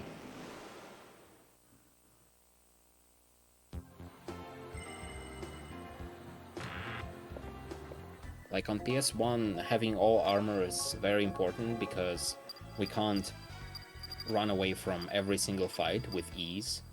So sometimes you running away from an encounter fails and you get an attack from an enemy for one turn and they can cast an insta-kill on you. And in this game, it's not exactly an insta-kill on a character. They can cast like an insta-kill on a row. And yeah, it's not very pleasant. So sometimes we buy some of the armor pieces to protect ourselves from certain type of damage. Just for one dungeon, but it's very well worth it.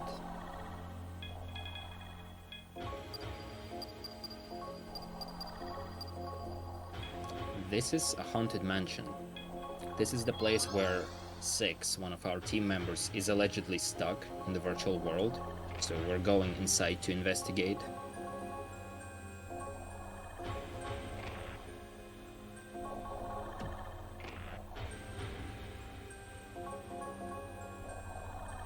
Here, if we accidentally enter the wrong place, it takes forever to get back, so I'm gonna make sure I don't do that. Honestly, I don't even know how to do it without this map. Like, if I would go in the wrong place on PS1 version, I would get absolutely lost forever.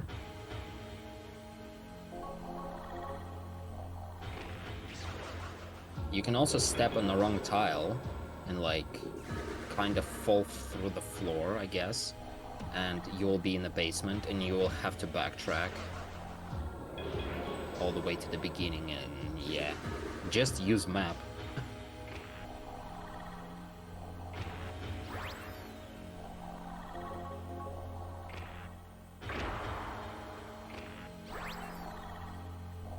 Also, I think one of the practice I was doing, I accidentally said the wrong option in one of the fights.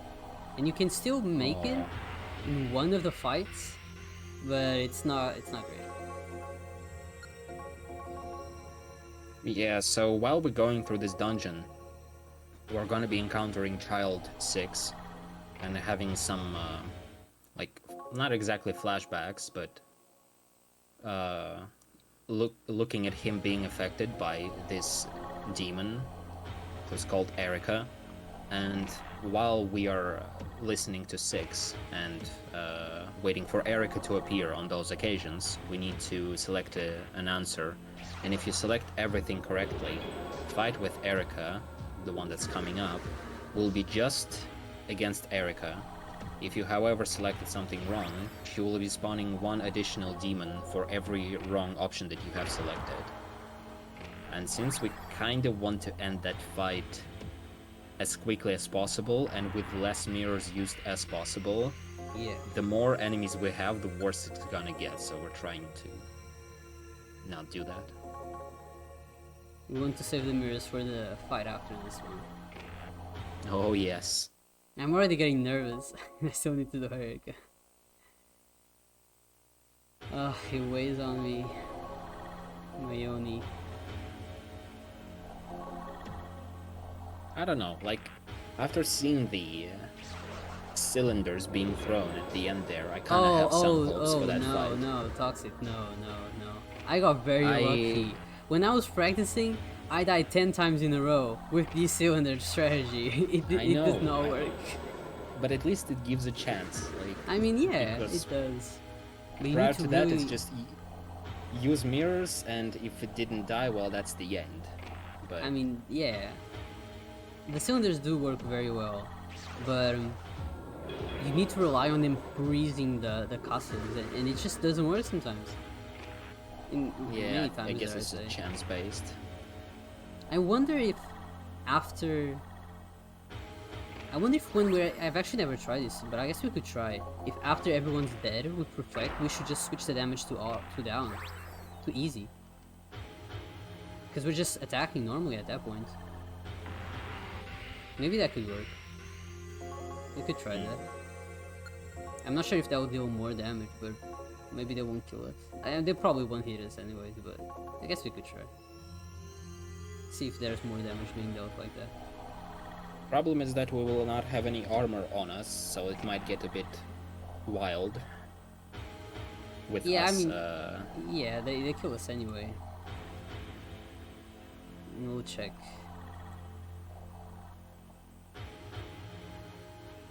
If we get very lucky, they just die already. They attack, everyone attacks and they all die, like perfect fight.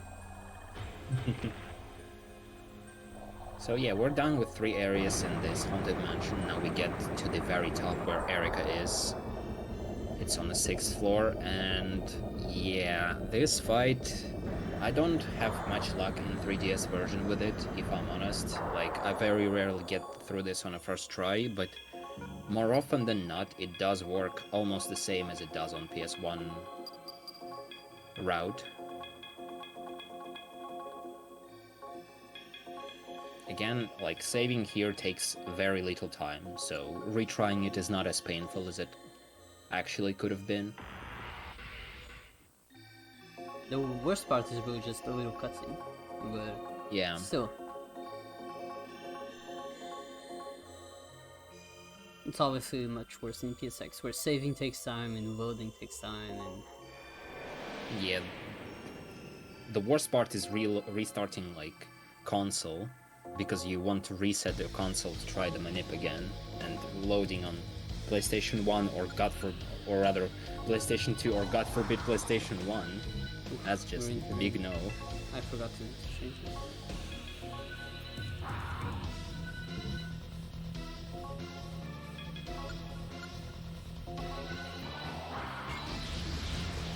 God, I'm so good at this. I could see in her eyes that she was gonna use Mabufua.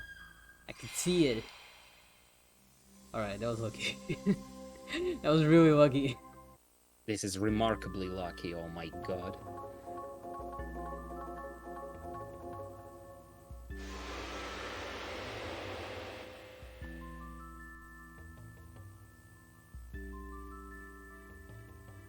But yeah, this part is where Saturn version suddenly realizes that it can't really use mirrors anymore, because it runs out of it, and there is no casino to buy more, so you have to think of something else from here onwards. But PS1 and 3DS versions can, and oh boy, what is awaiting us next? This is, in OG version, is the end of Disc 1, the upcoming boss fight. And this is, yeah, this is very ugly. It really? This is how they end the first city. What a way. Yeah, like, you win it and then it tells you to make a save and disc 2 insertion.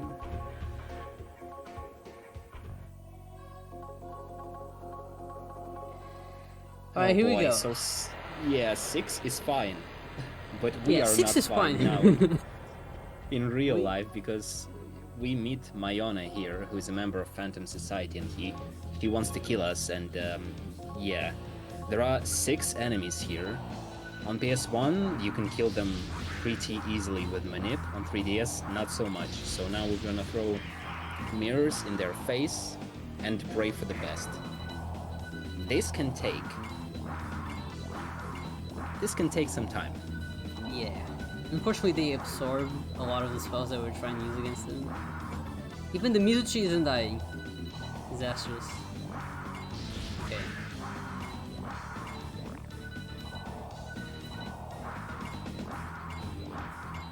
Alright. I don't know how many I have left. Okay.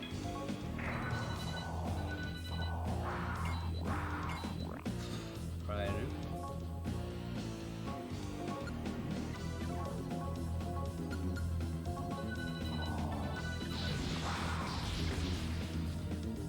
This. Okay. Alright. I'm really censoring myself so I don't curse. This is quite unfortunate. This is the normal Mayone experience. Of course, them attacking right after I run out of physical mirrors is just them being little minis. If I want to keep it PG-13 or PG-10, but this is the normal experience. So we just use magical mirrors and physical mirrors for as long as we have them, and ideally, every character that absorbs their own magic that we're trying to reflect uses physical attacks, and then everyone else can use whatever, right? But they just refuse to use physical attacks. They hate the physical attacks. So this might take a while.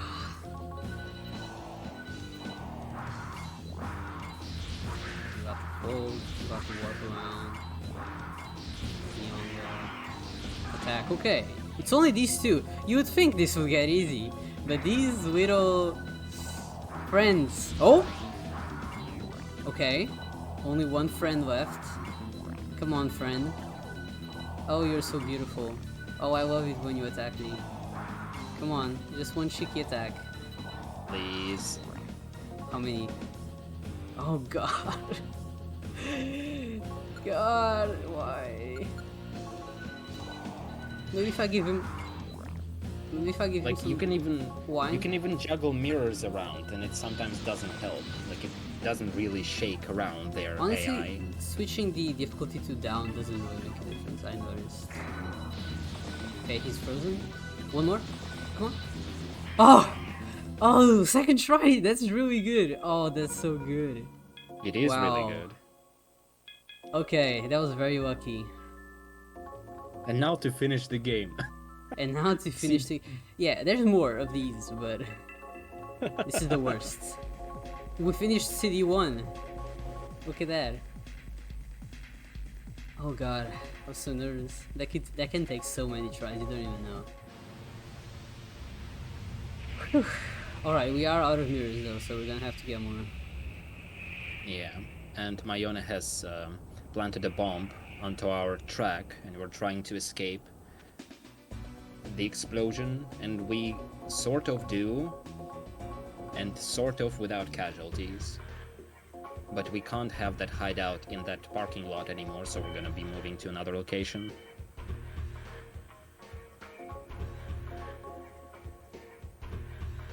How many discs in this game? 2. 2, yeah.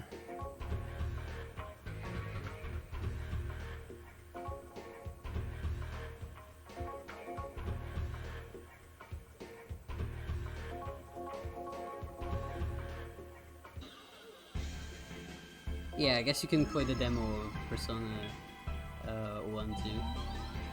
No, Persona 2. Well, I've been to the wrong place. Oh no, it is Akane Daimon. Never mind. I'm distracted. Like I was so focused for Mayone that I don't even know what I'm doing anymore. Don't forget the hack check. Yeah. That's the first thing I do. Always. I don't want to die to the party members just going away. Oh, also, I need to equip the armor. Yeah, the reason why we go to the Akane Mall is because, as I have mentioned earlier, our father was acting a bit weird, and there has been a riot going on in the town, and it has been going on in the Akane Mall, so we're checking up on our father and see if he got hurt or anything. And we are encountering many aggressive and rude people in here, and we're trying to not be rude back to them.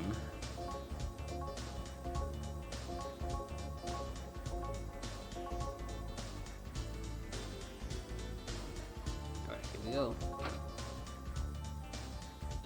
Off to the weird laboratory. It's right here in the middle.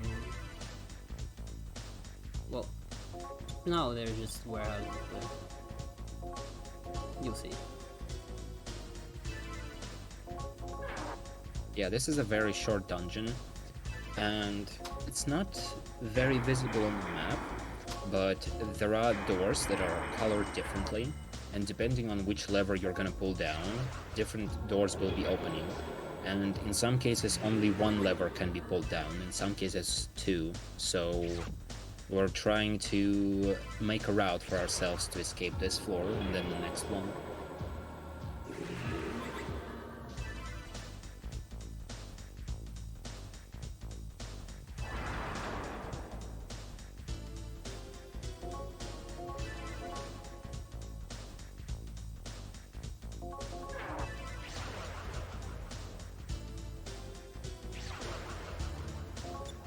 No. This lady always stops and asks us if we want to hear a secret, and she was gonna ask it again. I have to remember to say no, or else she talks for a while. Alright, one more lever to pull.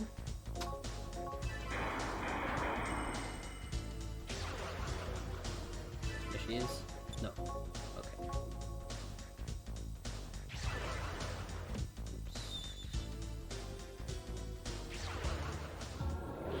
Uh-oh. This is why I put the armor. Ooh, Mudo! That's new, we don't usually see Mudo. I guess the PSX version probably sees Mudo a lot. Where on 3DS... it sees much bigger memes than Mudo. I will try to remember once we get to the... Oh, it's actually, I think, the next dungeon. Which is a very funny story that can happen to you like 4 hours into the run.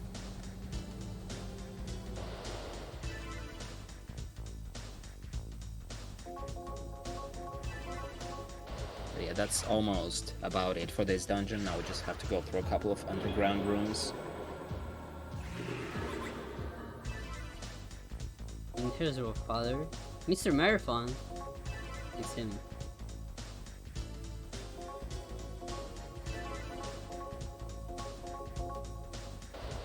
So we're gonna try and figure out what's happening. Proceed further into the level.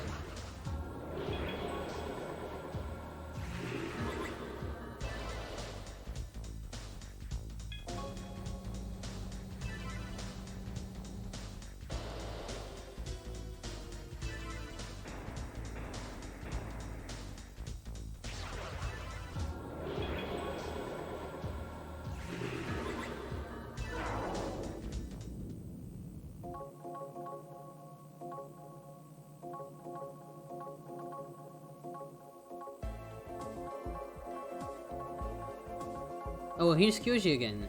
Or not Kyoji, we don't really know who he is. So he's the guy from another brief appearance. He's still looking for Ray.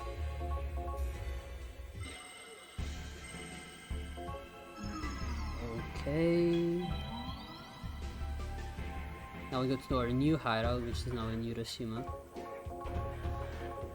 And we actually sneaked out one of the Also, do we have processors. mirrors? No, we don't. I need to go get mirrors.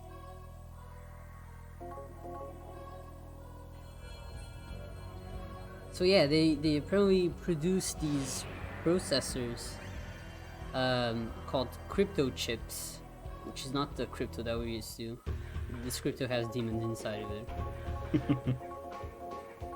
I guess you could say that about real life crypto as well, but you know, can't guarantee that. Okay, I need to go get some money. Oh, first we gotta go here actually. If not, they don't let us go to Parallax.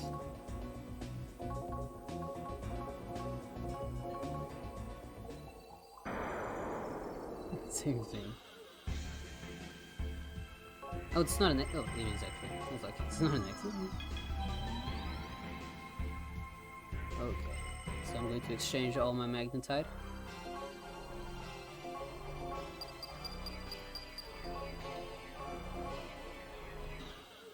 Yeah, it is. We know the truth about crypto.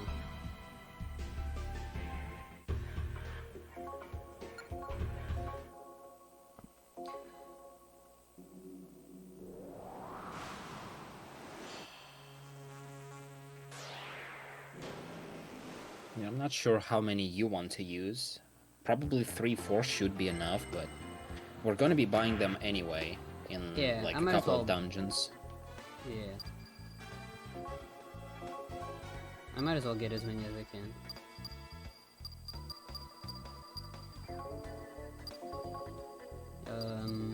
Oh, okay, let me check. So we use a magical mirror. I'm just gonna get 6 of these, 7 of these. It should be fine.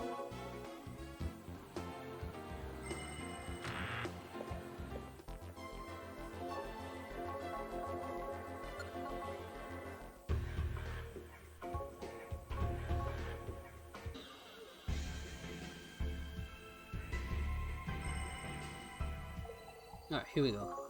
It's perhaps one of the biggest dungeons that we don't see most of. Like, I don't know how they made such a big dungeon that you can beat so quickly. Yeah, it's actually very simple. We just need to go to a specific floor, press a couple of dungeons, and then go back here. And that's Yeah. almost it. Like, why did they make such a big building? And then you just go and press one button and the dungeon is done. I'm not sure if we will see an encounter that I'm thinking of, but we definitely saw it in the previous dungeon at the very end. There is a couple of demons, and they work greatly in pair. Oh, that was the one. One of them sets a bomb on you. That bomb is ticking down, and while it's ticking down, Yeah. The bomb another sets. demon can fire it up so it explodes, and that just kills you. And since main character is usually in a front row here, yeah, you're pretty much, if you haven't saved, you're pretty much done. That's messed up. And there is no way to protect us from it, because we buy clothes to protect ourselves from much bigger threats that are not as complicated, like some of the dark magic that can insta-kill us.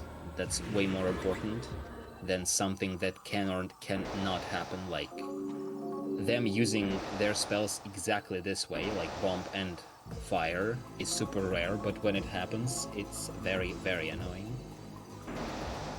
That's why on 3DS it's even better that you can always run away from those. Unless you see a surprise attack, but again, you probably don't even get one per dungeon. It's probably like 1 per 2 dungeons or so. It's not very often.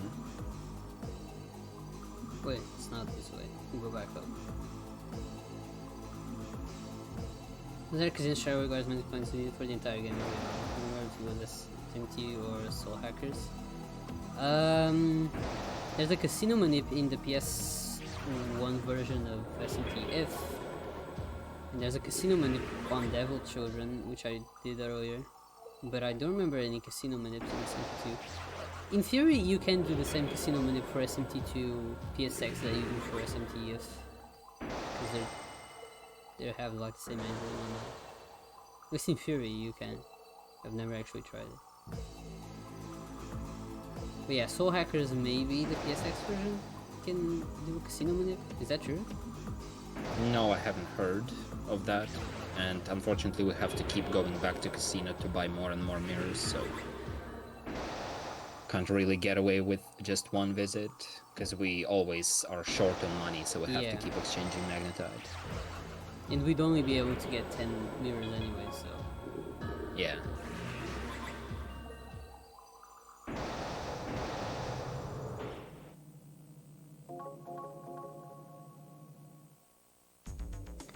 Alright, big cutscene.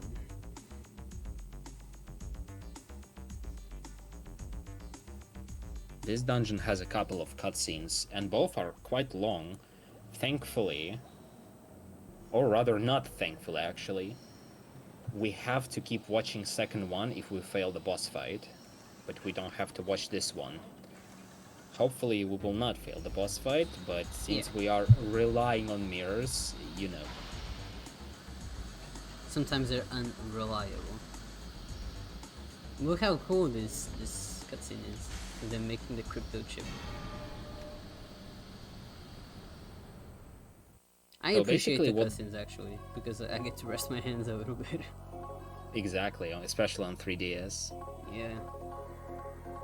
Those crypto chips are installed into PCs all over the city, and people are using their PCs to go on the Paradigm X, the virtual world, and those crypto chips, as we said earlier, are basically demons sucking out all the life from you, and they're sucking it into certain something inside the Paradigm X, which we haven't really learned about too much yet, but soon we definitely will. Maybe something big and scary is being generated from all of that human energy.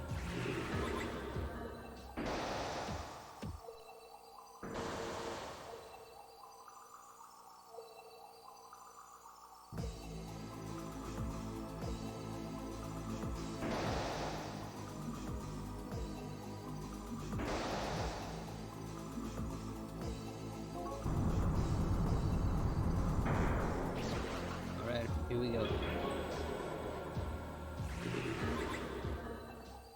Yeah, now we'll see Shimiyatza, who is assigned to this factory to produce and oversee the whole crypto thing. But in reality, it's not actually a human. As you might have noticed by us unequipping all the armor and whatnot. Yeah, maybe he's not a And, human. Maybe we are yeah. going to use the reflex strats on him. He has 6,434 health, which is, well, for PlayStation 1 version, it's very convenient because you have just enough damage from like a few turns that you're doing. If you had just a bit more, you would have to hope for an additional turn of things working out for you. But yeah, hopefully we will get over it in one try. Otherwise, we have to see this cool cutscene again, which is cool but not cool.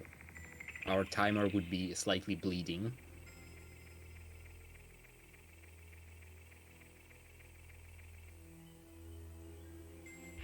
And at this point, I always put the difficulty hack on off. I don't put it on up. Because I feel like every time I put it on up, I immediately get Megiddo. Like, all the reflectable spells I just never cast. It's always Almighty. So I just go with difficulty hack off. And so far, that's been fine.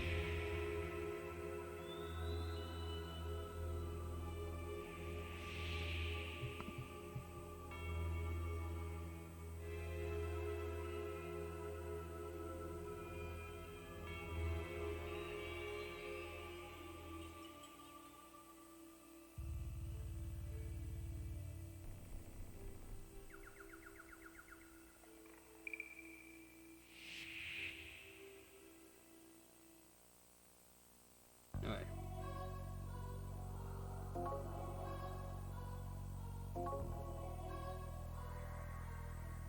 How ready are we? As ready as we can be. I'm gonna follow the strat in the notes of Xiongin and Magical Mirror. And then maybe switch to the Physical Mirror just in case. Okay, I'm gonna do the PSX manip. Let's see how that goes. I'll try to keep track of Nemissa's experience once we're done with the fight. Yes, I appreciate that, because I always forget. Last run I actually went into that one fight at level 50. No, I level 49, I didn't do 50. Yeah. And it was fine, but I feel like I got lucky. You know, on PS1 we go into that fight on level 50, and it also doesn't work first try sometimes, so I'm thinking of potentially just cutting that off, because on this version barely anything seems to be working when it comes to boss fights.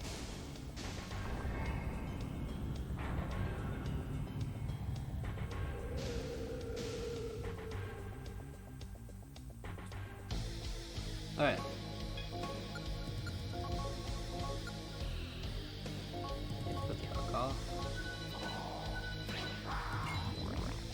Okay.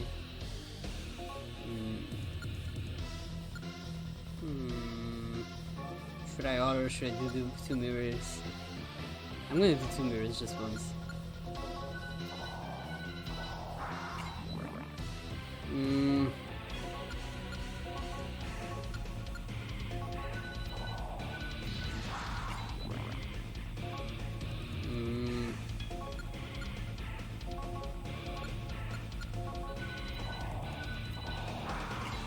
Oh, come on, bro. Just use one spell, I can reflect.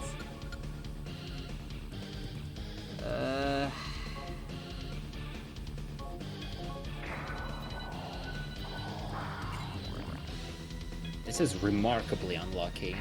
Yeah. Wow, seriously? Head to Megiddo.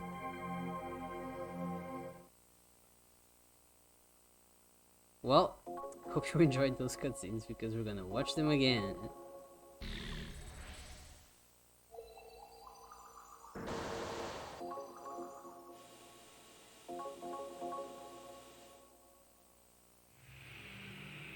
See, this is what I get for getting lucky at Mayone.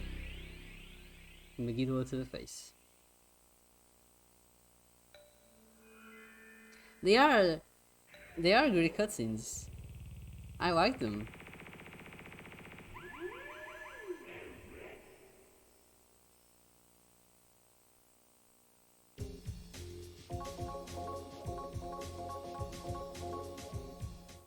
I wonder if we should cut the grind in that one place. Okay. You want to try it in this run? Why not? I mean, what's the worst that can happen? We can't win. I mean, you'll probably be level 49 without the grind. Yeah. Like, you shouldn't be 48. The reason why we're getting level 50 in the first place is because, according to PS1 strats, like the guide that we have from one of the runners, on level 49, there are barely any outcomes where you can actually win in that fight. On level 50 onwards, more often than not, boss is casting Agilao that we can reflect back. But on 49, it's a way lower chance, apparently. But I don't know how it works on this version, and I don't know how accurate that is. For me, it's just completely random. Like, I had runs where I first tried everything up to Satanel, and then I got stuck there for 15 minutes. Yeah, my experience so far with this version is also very random, so not sure if the level affects it at all. I just hope that we get high. When do we get Megiddo? Because I don't want to get low level enough that I don't get Megiddo for the last fight. I think we get level 50 on that fight. Yeah, for and we get Nemissa. Megiddo at 50. Okay. So it should be fine.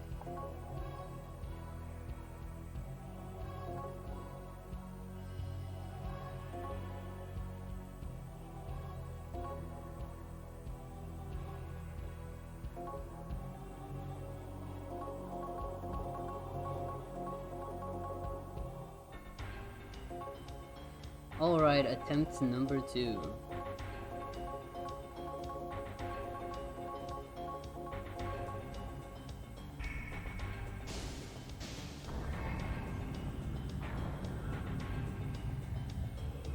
I'm just gonna go right into mirrors.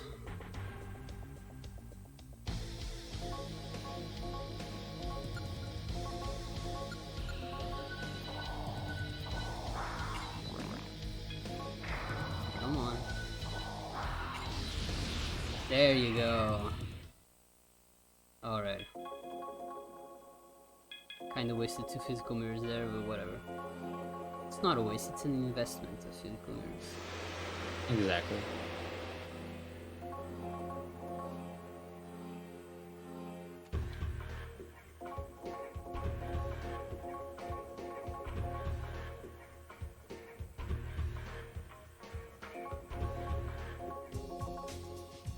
Oh yeah, now is when we started getting wanted.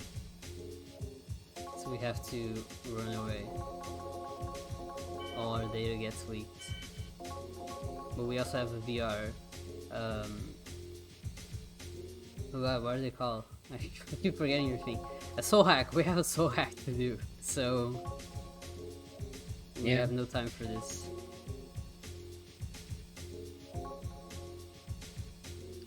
Interestingly enough, though, all of us are wanted except for our leader, so everyone immediately thinks that he is the one to blame, because how weird it is that the leader of the group is not wanted and all of us are. And people are gonna be very angry with him and blaming everything for him, and they will start leaving immediately, but we're given a choice. I don't think it affects anything. We have to stay here anyway. And Nemissa stays with us because she's trusting our opinion on the matter, and then we suddenly get a message on the screen that we need to visit that place again. We haven't been there in a while. It's one of my favorite parts of this game, because Naomi, the next main character of the Vision Quest that's coming up, is just... she's so good to play with. It's easily one of the most powerful summoners and just in general characters in this game. So I'm always looking forward to it.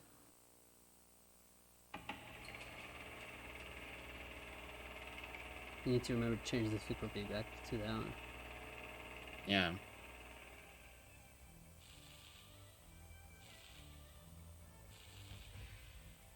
Exactly, Giga Chad Naomi. So in this Vision Quest, Phantom Society tells Naomi that they are doing some business in one of the underground ruins in Nikamimon, and there are currently have been some disturbances in there, and they can't progress with their work until whoever is disturbing the progress is being dealt with. And Naomi is kind of, she's not really a Phantom Society member, she's kind of being hired by whoever she needs her help. She's the extremely powerful summoner, and she doesn't have any demons. However, all of her demons can be used from her comp, all of their attacks. So she's always fighting one against everyone. But the attacks that she has and the support skills that she has, they are beyond broken. But I guess it's I guess it's fair enough, considering she's alone in here without any demons, and she has to fight quite a lot. Well, not in this speedrun, since we're running away, but yeah. She has to keep herself healed somehow, and you will see how broken it is. Also remember this dungeon, you might see Maybe, but not guaranteed. But hopefully guaranteed. I hope it's guaranteed. What do you mean not guaranteed? Preferably guaranteed. Yeah. I sure hope so.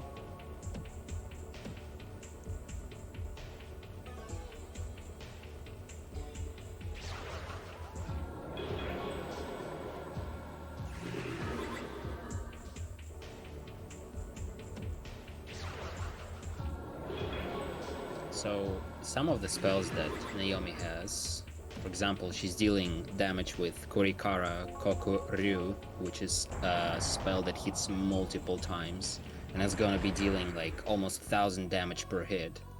It's like 5 hits, around 200 damage each. And when our HP is gonna be getting low, we can recover with the spell that will be recovering our HP to full and increase max HP at the same time. And when our SP is low, we're gonna be using a spell that will recover our HP and SP at the same time. So as long as we pay attention, we're practically invincible.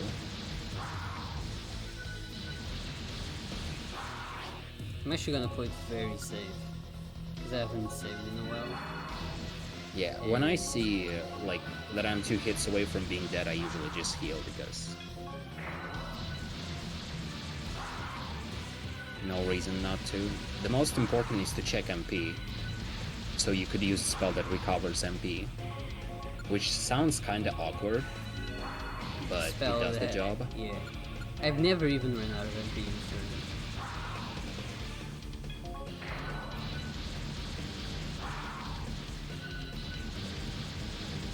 it's a magic or phys run, barely do any physical damage, so it's more of a magic run. Yeah, it's a reflect run. So for as long as we're casting, actually like properly fighting fights and casting spells and whatnot, we go complete magic for Nemissa. She uses Zio and Zionga and Mazio all the time. But at this point in the run, we're just reflecting as much damage as we can. And Naomi is a bit dead, as you would expect from a vision quest. She stumbled upon a certain being that was dwelling in these underground ruins, and even though she defeated it... She found out. Yeah. Alright. Okay, so we can now access... Yeah, we're uploading a virus so we can access a different part of Algon. NS, you know, the producers of the crypto chips. But then as soon as we try to upload the virus, it gets stopped. And then the other guy, what's his name? Kodeka? Kudakura. I don't know, I keep thinking it's Kudakura, that's a video game. Yeah, he's Kudakura, and apparently our leader was working for him, like also as a hire, like not a member of Phantom Society, just doing some coding for him. And he knew that our leader is a skillful hacker, so he obviously was able to do some preventive measures to stop our virus from being uploaded. Unlucky. So for now we have to do some shopping and then think what we can do to continue with this situation. Because since we couldn't upload the virus all the way to the end, we have to think how to maybe just go there ourselves. I might as well sell these, right? I never sell the weapons. Do I sell the weapons? At some point we're gonna be selling a lot of stuff, but we usually do it later on. This is the point where we sell a lot of stuff. Oh, right. Well, up to you, I guess. We usually leave the full face helmet and camo on, but... I hate when things are up to me. Okay, I think these are the only two I leave. Yeah. Okay, whatever, I'll just skip these. Lauren wings... Lauren... Where are they? Did I miss them? Lauren... Oh, there you are. Rings.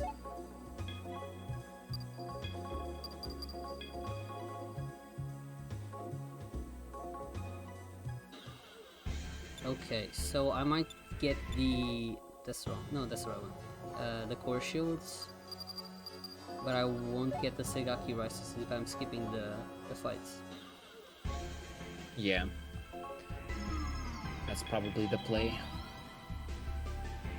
Because we don't use them anywhere else otherwise. Man, for a second I was like, how am I supposed to get mirrors? But I realized that I already got them. Yeah. We can't even buy one actually. We have whatever we have right now is whatever we can use on the next boss, and after that we will have, oh boy, we will need all the mirrors we can. Yeah. I'll definitely go and buy more for sure.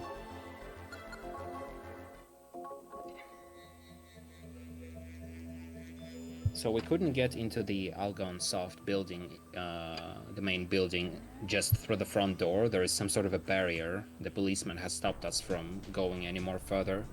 So we thought about an additional way of getting in, since all the Paradigm X servers are on the Phantom Society's side, somewhere inside the Algon Soft building, we think.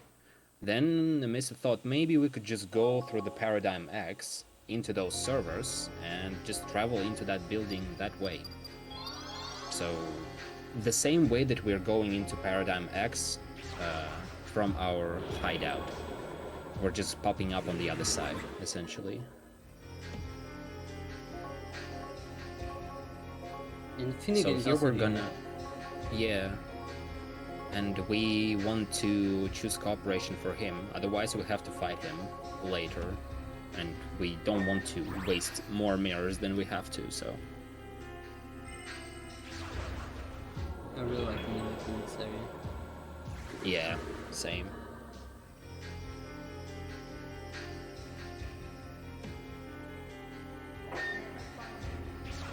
This is actually a very short dungeon. Again, we have 3 areas that we have to investigate and press some buttons to open another area. And while we're doing so, we can also collect some magnetite that we can exchange for quite a bit of money later, because it's 6,000 magnetite. And the magic mirror, because there is never enough mirrors for us. Yeah, I don't even have that many mirrors right now, so... It's this one. Uh-oh. We're fine. It's just scary. Yeah, I was about to ask, do you have armor equipped? But yeah, I guess do. you do, otherwise Nemissa would be wiped out. Yeah. Thank God we went and bought more armor, because if not, I would not have it equipped. I don't know why I get this one. There's nothing, no. Just a pearl. We don't even exchange the pearl. Oh, you don't exchange in this game, never mind. You don't give the pearls either.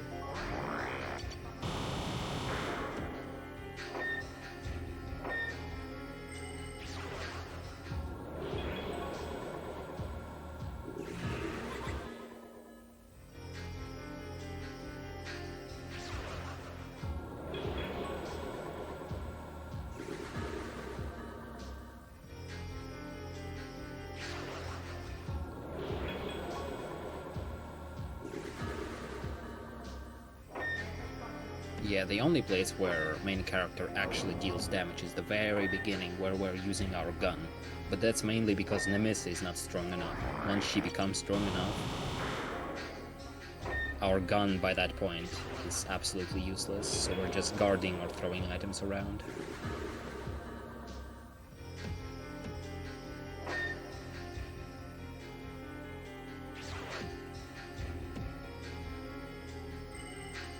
And also we sometimes act as a protecting shield for Nemissa, because if there is a random encounter which attacks us at the front, and if Nemissa was there at the front and the main character at the back, Nemissa would die, and Nemissa dying in the middle of the dungeon is really, really bad, because we usually need her for upcoming boss fights. And if she's dead, we have to go all the way to the beginning, or try to find a recovery place somewhere. You could argue that main character dying is also a pretty big issue if he's protecting Nemissa, but with the stats that the main character has, dying is actually pretty difficult at the beginning, but then it gets easier to die, for sure. Yeah, it definitely gets easier as you go along. Move on from this.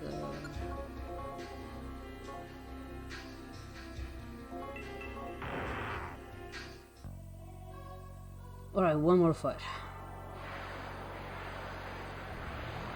Yeah, guaranteed run away from the fights is a feature of the 3DS version, where we can toggle that on by lowering the difficulty and then upping it back for the boss fights.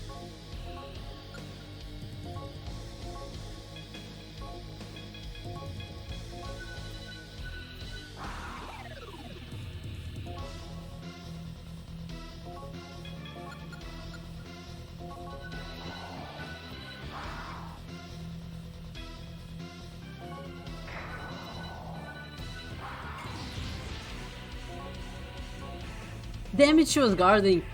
No! My perfect strategy!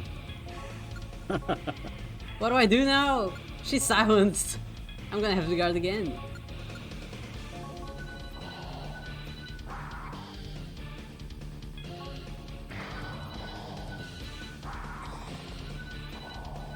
I'm gonna have to just let myself die.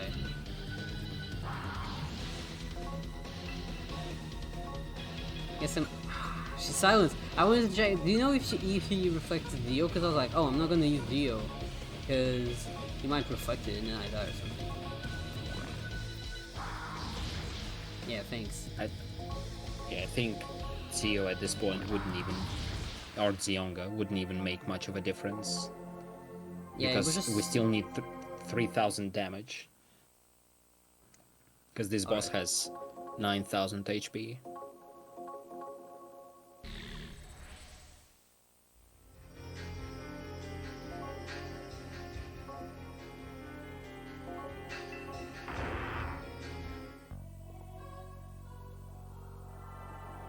That was my bad. That could have been a good fight. Well, I'm just gonna use the younger then. Because I was like, oh, in case he reflects Zio, I'm gonna guard, and then guard reduce the reflect damage. Damn it. Alright, Zionga and guard for the first turn. Okay. And this is why we equip the sword, so I can sword. What even happens if I auto? Maybe it can be.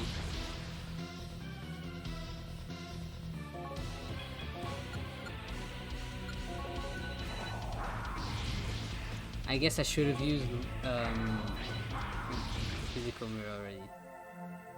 Alright, I'm just gonna equip the sword and then do this the way the notes say.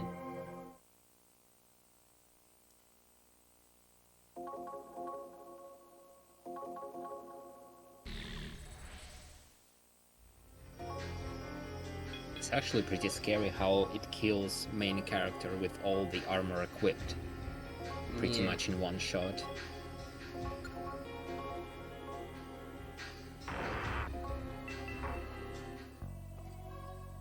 Alright, one more try.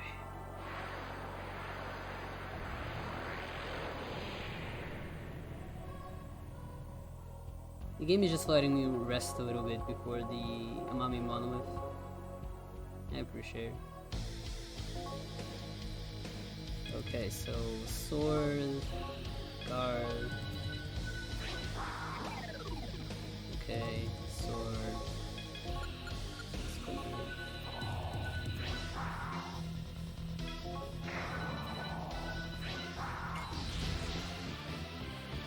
Huh, that didn't kill. Interesting. I think that was about like 1 damage. Cause that was like 900. Yeah, it has 92 HP. Reflect. So you're probably short of very, very little damage. Exactly. Like maybe 200 or something. Yeah. Look at that. Oh, Nemissa didn't get XP. I might have to reset. Should I reset? 14,000. To be honest, I don't think you have to, but it's cutting it very close. Like after Satanel, we will be normally level 55 on Nemissa. So now she'll be like 50-51, if I would have to guess. I'll reset.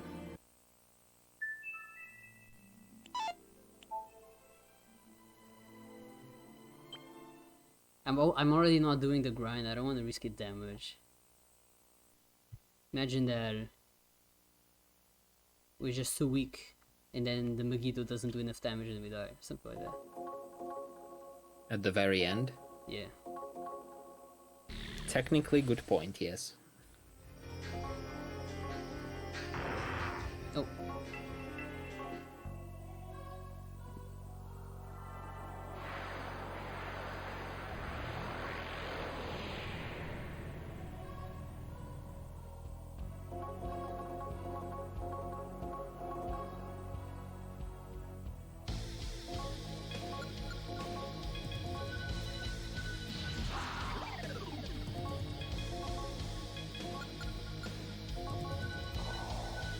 Resetting 2 hours into the run.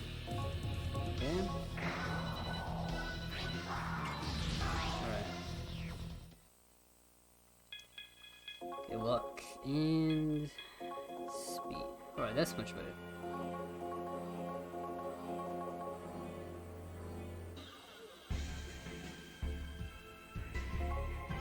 Oh, I have to go to Mishima.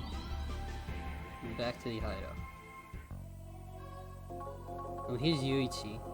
Now we find out that all of our teammates were just taken to Umami Monolith and are being held captive there. Yeah, and we may or may not have to go and rescue them.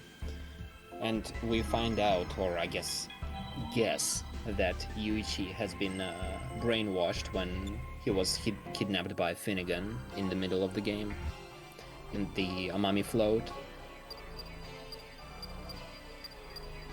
But before we actually go and save our friends, important things like shopping. I think I'm actually gonna skip this shop. Will you if shop not- for mirrors? Yeah. There you go. Yeah, because if not, I'll have like no money for mirrors. I'll see how many mirrors I can get, and then if I have any spare money, I'll go and buy some armor. So I'll do it the other way around. Fair enough. I think you can max out on mirrors. You will not have much left, and armor is very expensive at this point. Yeah. Let's see.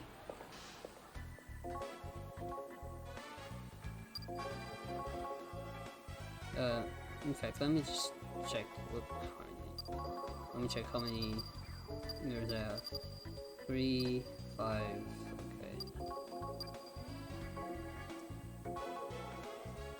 Okay. 8. No, what? Not 8. 13. 13 times.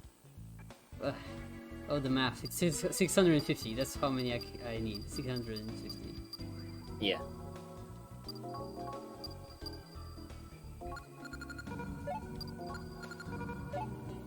Oh, it wasn't. It was 600. Well, never mind. This amount of mirrors should carry us through the next dungeon, and Yeah. potentially last dungeon, but Yeah. not guaranteed. If it goes very well, maybe. 17. Yeah, I probably can't even buy anything at the shop. Yeah, I don't think you can. I'll buy one glove, one boot. Let's see, Mirage boots. Yeah, that's very expensive. Armets. That's very expensive. Maximilians. Yeah, even if I sold what I have currently equipped, it's just gonna have to make do. We just have to get lucky. I'll save at the beginning of the dungeon or something. And like, as soon Yeah. as we get to a certain part of the dungeon, I'll save. Like in this dungeon, we will be without armor on bosses. So our armor, when it's equipped, is just to protect us from random encounters. And, well, even if we get a surprise attack, which is the only way demons can deal damage to us, the enemy demons, they shouldn't kill us with our current mid-game armor. So, this is the longest dungeon in the game. It's Yeah, basically by far. 2 towers, and our friends are being held in one of the tower, then in another tower, and then one in between them.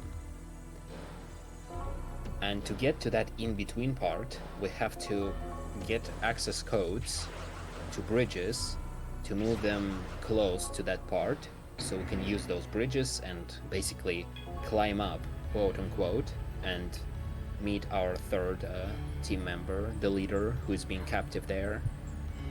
On 3DS, this part, apart from bosses, I would say takes maybe 15-20 minutes. Yeah, 20 minutes. On PS1 it takes a full hour, mostly because it's Random just... encounters, movement. Yeah, you escape most of the encounters thanks to the Estoma, but some you don't, and from those that you don't escape, you're not guaranteed to run away, like 100% chance. And yeah, it's just overall much slower movement speed as well. Like you're walking much slower, so this takes a while. This takes like 20% of the run is just this one dungeon on PS1, so it's pretty painful. But the actual pain is at the very end of it. Like, walking around is the least of our concerns. But we will get there. We currently have freed one of our team members, Lunch, who will now help us out with some stuff when it comes to acquiring passwords to move bridges. But to actually move bridges, we need a second tower, a control room occupied as well. And for that, we need to go and free our other friend, Six, who's been held captive there. As you can see, those towers are pretty high, considering we're currently on a 20th floor, but they are actually even higher than that. We will not be visiting every single floor. The game kinda skips from like floor 1, 2, 3 to floor 19, then 20, 21, and then you suddenly get to floor 30s something, so thanks for that. But yeah, it's still a pretty long experience.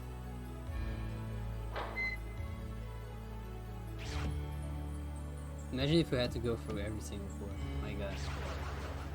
I really hope there would be an elevator. I mean, there are elevators, but they are very Hello. I shouldn't say scripted, but they go from specific floor to specific floor. Like, you can't just go from top to bottom. Imagine working here, just in the morning, having to wait for the elevator to get to you from the 39th floor. What a pain. Like, we meet a lot of people here, which is very annoying for a speedrun because they keep stopping you, and all of them are very upset. So I can imagine working there. Yeah.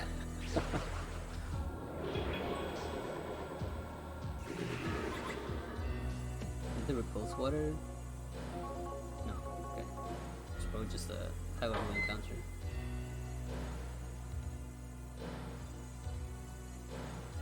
Why do I always walk to the 21st floor? I also did this in my PV.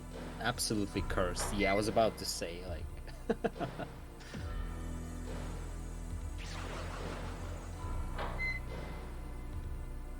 Okay, here's no any other one.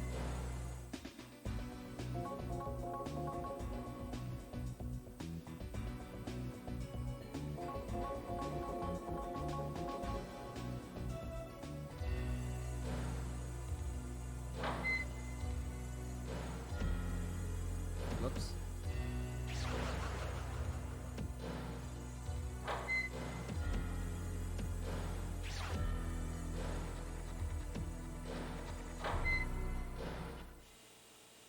Alright, so now each of them are in one of the control towers and we are given the first password that we have to look for. This is on the right side of the building, meaning the right tower. Password is... Wiz, I think? They let you know, so... Yeah, every time you're on the correct floor, they tell you which letter you need to find in input. Once you input enough, you can go over to the control room to like confirm the word.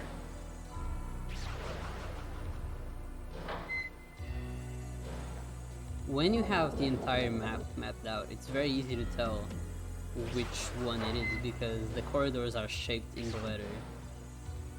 But I imagine if you were playing this on a PlayStation, it'd probably take forever for you to figure out which letter it was. I guess you just have to enter each one and... Yeah, I think most people who played older versions probably didn't even realize that they are shaped like that, the rooms.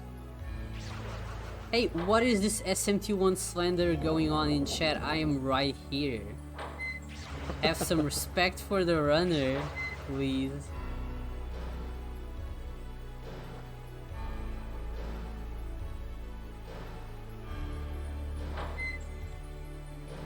And see, I even missed the second floor. I got so upset.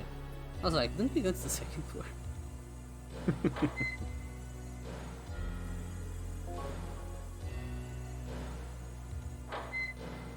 That's what they always say. Shut up, Asa. Ban that guy. He doesn't have any more commentary to do in this marathon. You can ban him now. There we go, that's the full word. So Yeah, now we go to the 20. Wait. Oh, we just go back up. We just go back up. That's right. Yeah. Yeah, that's right. Oh man, it's just so many notes, and I'm trying to think. It's hard to keep up. But yeah, okay, we go back up, and we go to the control room. That's what it is.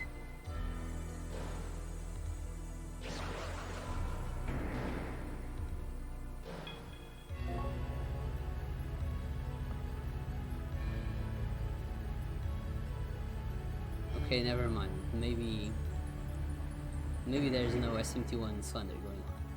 That makes me happy.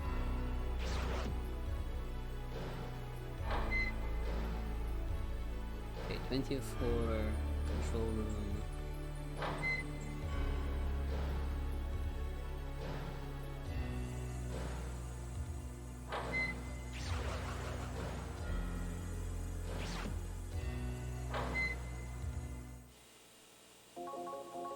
Alright, we got second password, and this one is for the second tower. I mean the second tower, the left tower. The tower that's not the one we're on right now. Yeah. The password is fly. And we can actually go right to the bottom. A rare case of mercy by the game.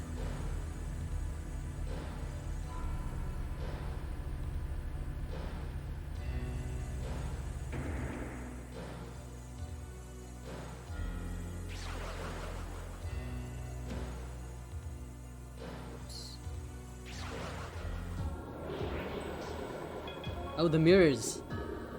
This is one of my favorite Devil Summoner demons. Straight up just a mirror. And they have exactly the spells that you expect. Tetrakarn and Makarakarn. It's cool. Okay, the repulse spell should be wearing off by now, I think. Yeah, I was about to ask. It's Yeah. about time. Okay. This is the F. It's a weird looking F. I guess they couldn't figure out a way of making the F with the map. Yeah, it looks like a twisted F, like Yeah. twisted on the other side.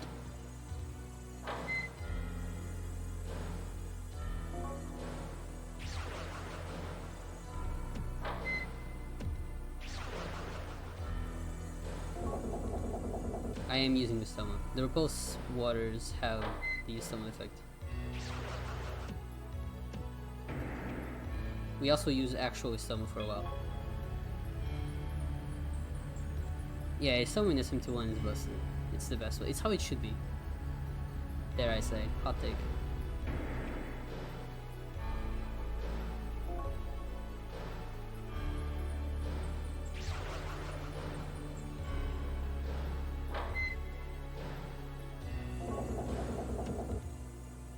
Here it's low level encounters, yeah. And I think it lowers the encounter rate in general.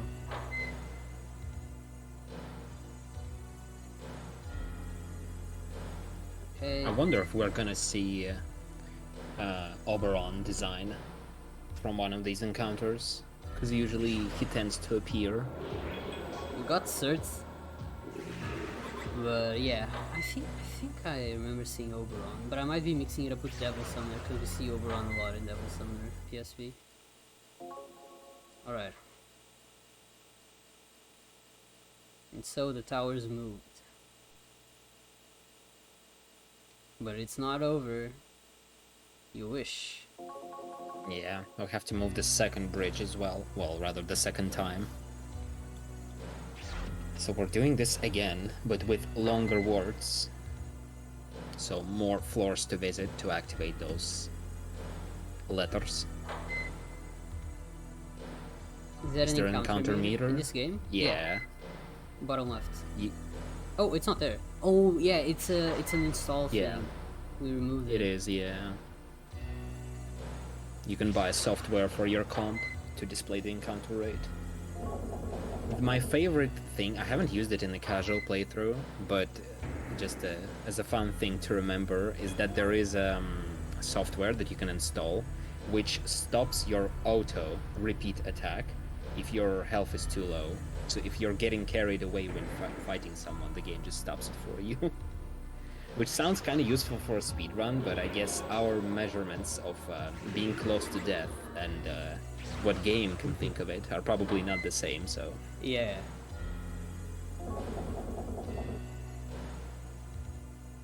But that is an interesting one. I don't remember that. I didn't remember that one. My casual playthrough. Low level means below, I think. I think if you're the same level as a demon, they will show up anyways. Yeah, I think it has to be lower.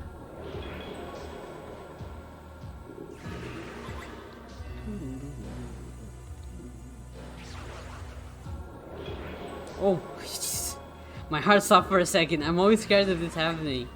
I was like, oh no, I autoed and now I'm gonna die. I'm so used to autoing being just a single option. But in Devil Summoner you have the sword, go, and repeat option. But in my mind, that was the end. Oh, Asa mentioning the blessed game. I'm going to ignore that message. End.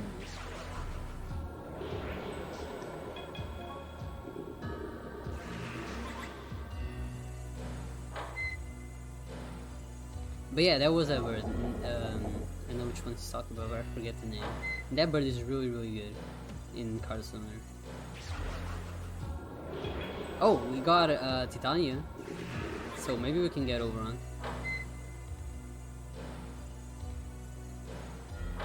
That's the Devil Summoner Titania design. Probably not the one that most people are using.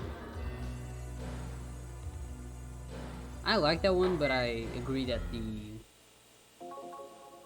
Titania and Oberon designs that we're used to more are probably better.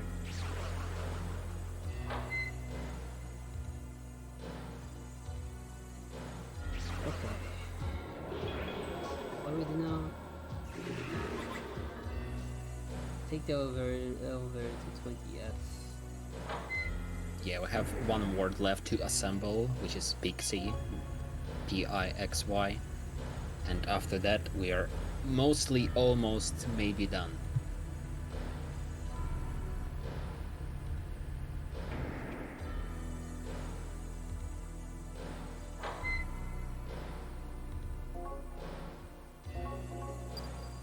Okay, pulse wire is still on.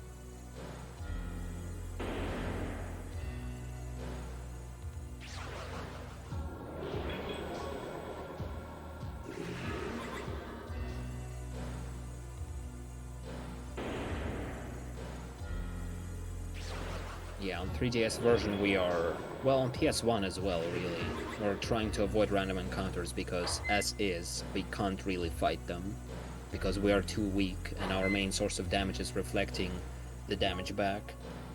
So we're trying to fight only bosses, and on 3DS we can escape every single encounter, thank you to the hack feature where you can lower the difficulty, which in return also allows you to run away guaranteed from all the encounters.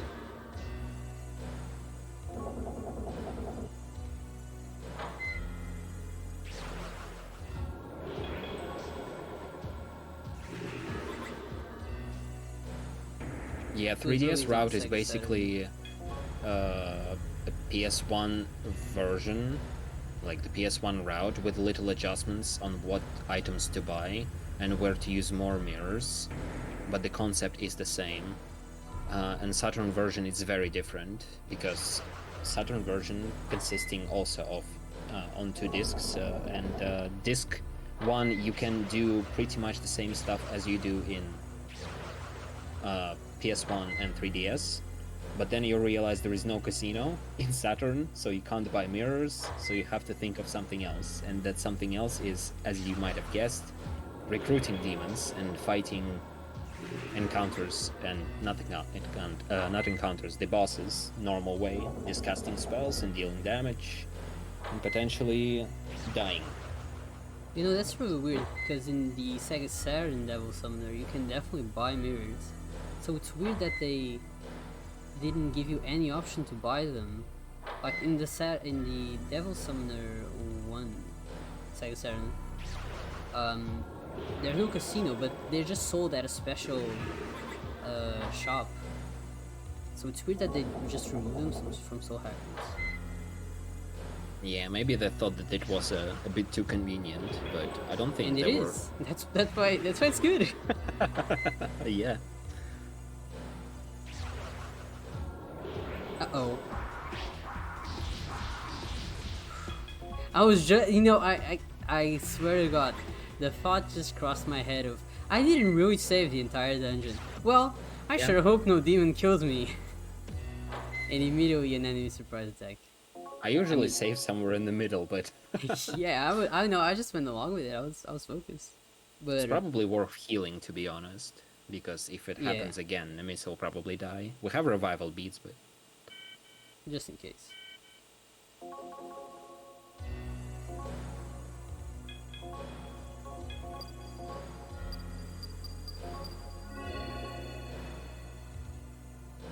No, saving is actually really fast in this version. yeah, it's like 3 Oh, seconds. another one. Jesus Christ! It's like you could predict it. You saw it coming. I mean, but I'm not gonna save, I refuse. We're so close I'm to the part actually- where I'm actually gonna save. I'm very surprised that this is happening, because usually you don't get many surprise attacks in one dungeon, but this is already quite a few in one. I mean, it's a long dungeon, but come on. Okay. Yeah, it's also the map filled out is also one of the features that you can activate on 3DS, and it's very convenient for a speedrun where you can just follow the map without even looking on the screen, if you feel like you achieve better movement by that. Because the game is really fast when it comes to movement, and it's easier to judge by the map, to be honest, Yeah. than visuals in front of you.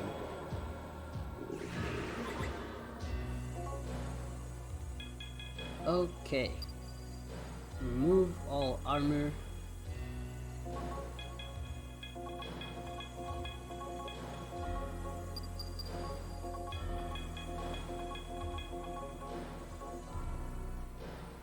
Move hero to the left. So, long story short-ish, is that we've just met the leader of Algon Soft, who was doing all the software, and he's kind of going crazy, like completely mad, and we don't really understand what he was talking about, so we just left him, and we went all the way to the top to meet with the vice president of the city, and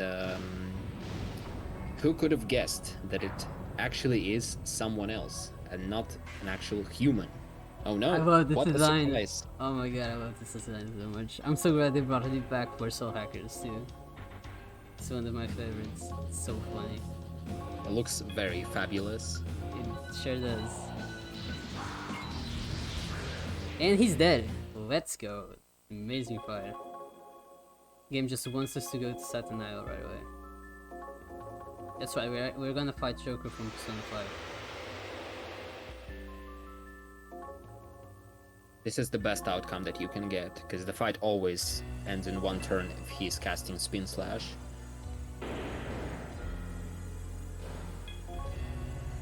Alright. The fight, you look and then you look back and it's over. That's just what happens. It's the power of reflect damage.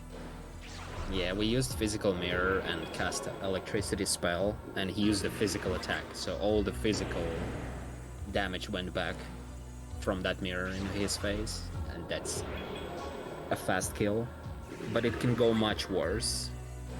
Like, there is a whole branch of things that can happen, and you reacting to them, and that fight can go horribly wrong. Nemissa is still 49, so I think the XP evened out. Well, let's hope for the best. Yeah. I saved, didn't I? Yeah. I'm sure I saved. I wouldn't save. I wouldn't not save, rather. I feel like I Now do that we're done instinctively. with the almost evil guys here, we get to the roof to meet our leader, but we have an issue. He seems to be slightly possessed by something. which is really sad.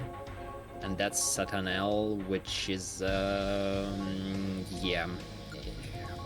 Like, we say a lot of bad things about Mayone fight in the middle of the game, but this one is not a good one either. We have 19 mirrors, and sometimes it might not be enough, and sometimes you can only use 2 and be done with it. The only spell we're waiting... Yeah, we need Agilao. We need the juicy fire damage. And we need Yeah! Wow. Oh, that was so good. Oh, this game is easy. I think I'm low on the Nice. Very nice. And Nemissa is 55. Yeah, that's good. I might have to go and buy one more physical mirror. We don't happen to pick up any physical mirrors in the last dungeon. No. No. No. Yeah.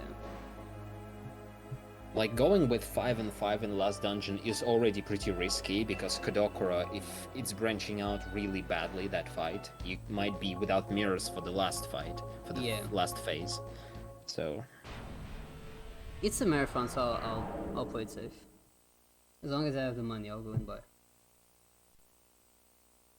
But yeah, it's very lucky that just 2 Agilao reflects deal that was for a bit over 14,000 God. damage something, and he has 13,500 health, so very convenient.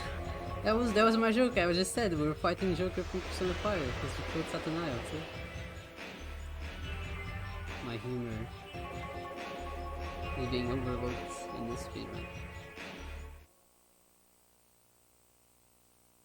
So we're getting some cutscenes, and a very, very long story, very, very short, is that Nemissa is actually one of the beings that lived back in the past with other like her, and one of those other was Kinap, and eventually Kinap stumbled upon a creature named Manito, and he tamed it and used it in different fights to achieve a lot of like wins in battles, but eventually that Manito got out of control, and Kinap tried to seal it away, and he succeeded in doing so. However, to make sure that if that happens in the future, there was a way to again put it back to like slumber, he created he made Nemissa into some sort of a backup strat, I guess, where Nemissa is supposed to be the killer of that Manito thing, and she now knows what she's created for, and she is gonna try and find the Manito, which was being resurrected with all the souls being sucked out of the people in this city. So that's what was happening throughout the game. We finally got it figured out. Now we're gonna try and stop that process of reviving that thing.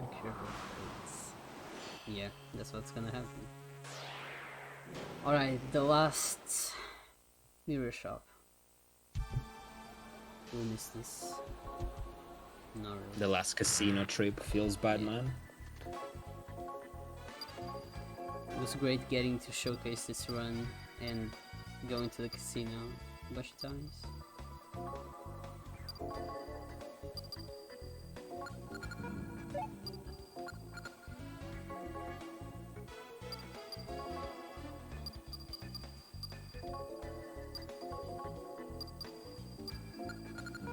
Yeah, we're more than ready. Yeah, absolutely. Kudakura doesn't even know. Oh, trust me, you will know. One Okay, ultimate maybe. laser and you're getting Sure. to the main screen. I laughed so hard when that happened in my PB. Yeah, It's you never such know an when it hits. intense... Yeah, it's like such an intense cutscene and fight, and then ultimate pleasure. So, about an hour ago or so, with all the things happening, you may remember us playing as Naomi in the Vision Quest, and we were in the underground ruins, And we are now heading there as main character and Nemissa and try to put an end to all the bad things happening here. Currently in this location, as I was saying, there is a being called Manito being resurrected, which Kudakura, the person who created Paradigm X, wants to try and use to achieve godhood, and we're trying to stop both of them. But before that, a lot of walking around, a lot of teleporting to be done, and hopefully not too many encounters, because sometimes this game can bully you and just keep spawning it on every tile for no reason. My last run encounter right here was through the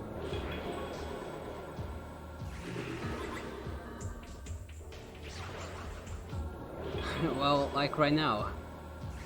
A little high. Yep. Okay, Yuichi. Do you use Repulse Water? I have.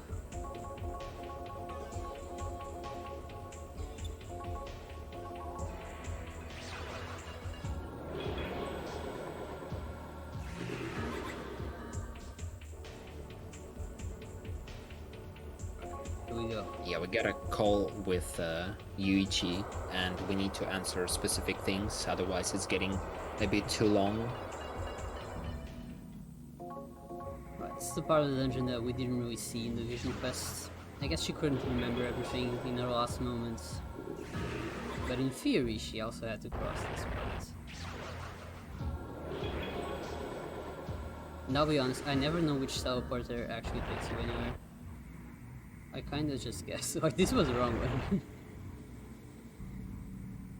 Kinda just guessed and hope for the best. Yeah, I always have like a map with all the numbers that I need to step on in front of me, otherwise I would get lost here.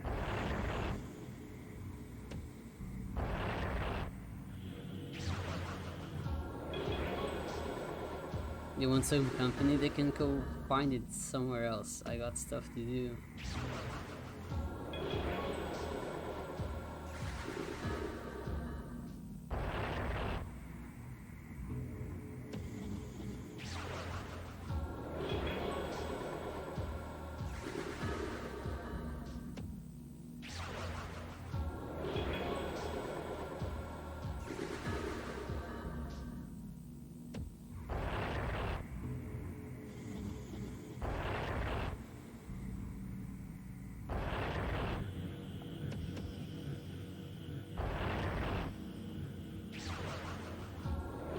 Oh, there's Oberon! There you go, we got to see him! Right on time. I think I like the modern design more, but for Titania I like the butterfly one. Tiny bit more.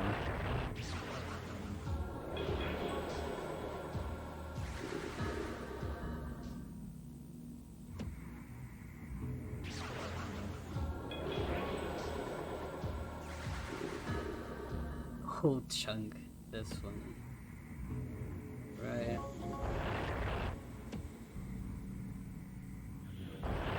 Also shoutouts to Loki design. Yeah, I love that look of design. It's the best.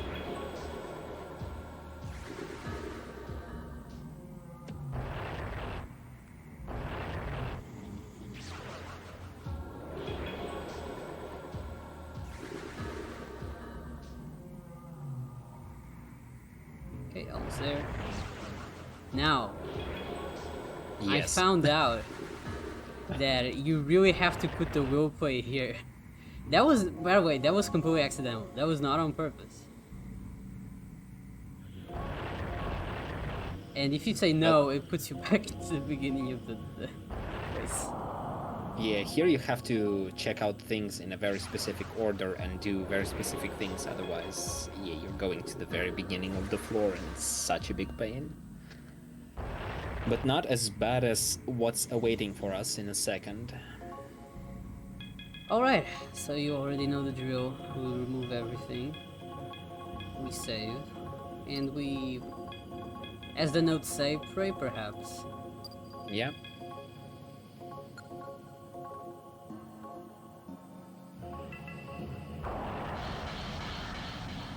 Okay. Now, if this goes well, this will end pretty fast. So maybe we should tell Ghoul to be prepared with the timer. That's thinking very positively. We might be here for a while.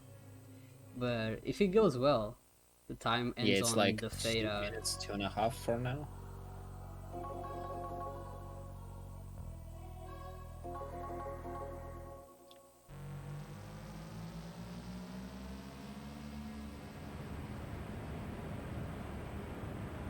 Thank you for the good luck. Appreciate it. We'll definitely need it.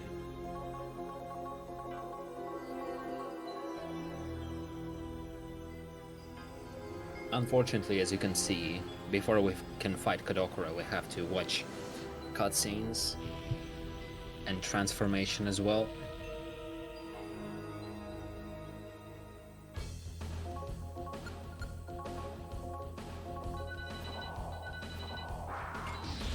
If he's casting ultimate laser, it's the end. Everything else is doable. Okay, tell Ghoul to prepare the timer.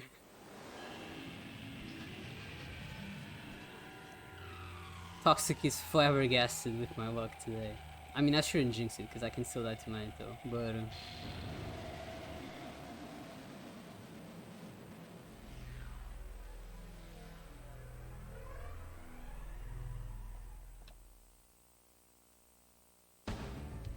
Alright. So, physical mirror. No. Yeah, the last thing that we're doing is very weird. We're moving the Nemissa back to bait a specific attack from Manito, Time. and then using mirrors. Okay, I didn't expect him to hit both. Okay, time. That's it. GG's. Yeah, that was... Usually very he GG. only eats one. I didn't expect that. Alright, cool. Okay, let me keep... At least... Time ends on last hit, but let me at least get to the credits. Oh, that's such a relief. I didn't go over estimate. That was scary. For a marathon run, this is... All things considered, this is really fast. Yeah. With some of the things game was throwing at you. Goal was not ready. I told you it would end in 2 seconds.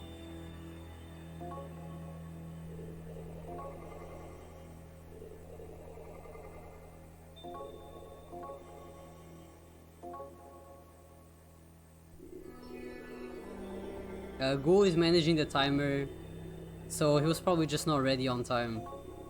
It was too fast. Alright, so Nemissa finally leaves.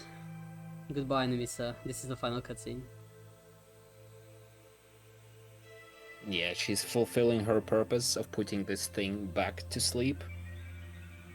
And leaving Hitomi back to her body. Also, we didn't really mention, but Hitomi is barely talking in the end of the game because Nemissa is very heavily taking over her body, so Hitomi's soul was barely there at this point.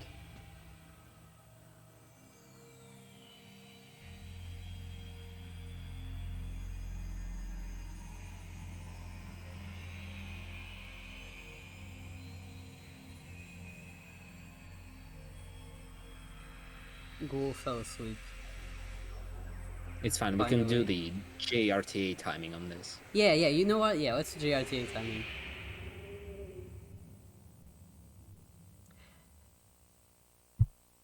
And there you go. Now we say goodbye to everyone. GG's. Alright everyone, thank you so much for watching Soul Hackers. This was a lot of fun. This was a very lucky run. I did not expect that. I'm just very relieved and happy to have been able to complete the game within the estimate, because I was really not sure if that was gonna go well. Our worst fights, the Mayone and Satanel, went good. Kudakura also went great. It was a good run. Toxic, thank you so much for helping with commentary. This would not have gone as well if you hadn't been here. I really appreciate it. You're very welcome. And for anyone that wants to learn this game, I mean, will help. Yes, but Yeah, the RNG is really rough. but it's definitely it's a good run. I'd say the dungeons are very easy to memorize, and the strats are not like too hard to learn. They do have no recruitment, so I'd say it's a good game to pick up. You just have to prepare yourself mentally to the RNG of some fights. And Toxic's notes are very, very good. They're very easy to follow and they're very thorough. So we obviously offer all the help that you might need. So yeah, just join the Discord, go on speedrun.com, see the resources that are linked there, and feel free. So yeah, that was it for me for this marathon. I had a lot of time commentating and running. And yeah, I'm good to go. Please stay tuned for Tatsuya, who's going to beat Pez very quickly. I'm actually not sure if the run actually beats the game, but you know, it's gonna be a cool run, and then obviously for the Nocturne race. Alright, now we just wait. Couldn't find Toxic's channel. It's let me link that. Yeah, it's with underscore. Yeah. I'll be the one posting it, so it doesn't look like you're self-promoting. Twitch TV Toxic _ TT.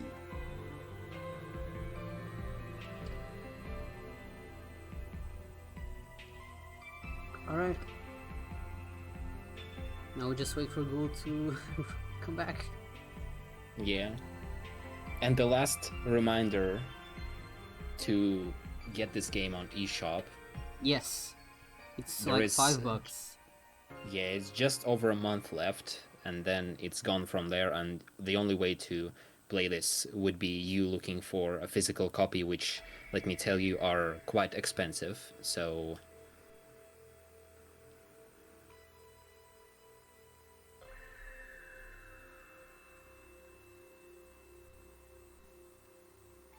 Gould's having an app, yeah. Well, if I knew the DLC, not the DLC, the NG Plus dungeon, I'd do it. What can I show? Let's see, what games do I have in here?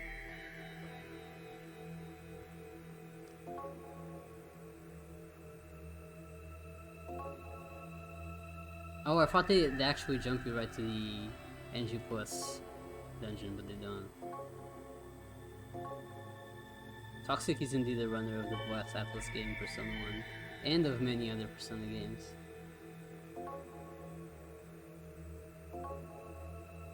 Blessed.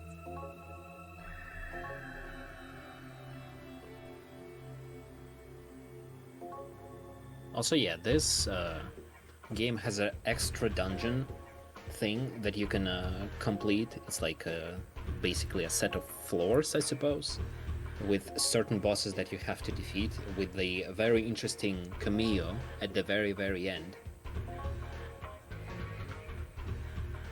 And if you played other Devil Summoner games, you can definitely appreciate that little addition to the game.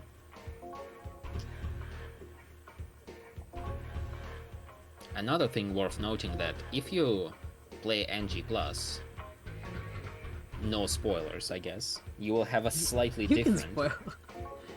Slightly Yeah, different. Yeah, there's a reason why ending. NG Plus ending is a different category. Maybe one day I'll run NG Plus, that could be fun.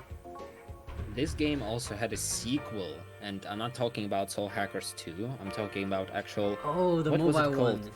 Soul Hackers Yeah. Intruder, which was for like a couple of Japanese mobile phones, like released by a couple of mobile phone companies. You couldn't play it. It's actually a direct sequel to this, where members of Spookies are assembling together, and they're doing, well, pretty much the same stuff, where they're trying to save the city from a new threat. I have never seen it, and I have only recently learned about it, and I don't know how you can even play it, but that's a good thing to know. Maybe Gmode, who's been re-releasing the Lost Bible New Testament games, will also... That would be cool. that would be. I've heard that game is really bad. From what I've heard from Japanese forums, that Soul Hacker sequel is really bad. But you know, I'd still like to play it even if it's terrible.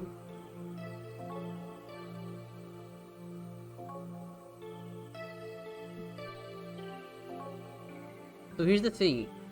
If I could change the layouts to the PSTV one, I would totally put something on the PSTV and like I'd start my Devil Children Black Book run or something. But have Devil Summoner 1 on the PSTV, it's a pity that it's a 3DS layout. Or else I'd straight up switch.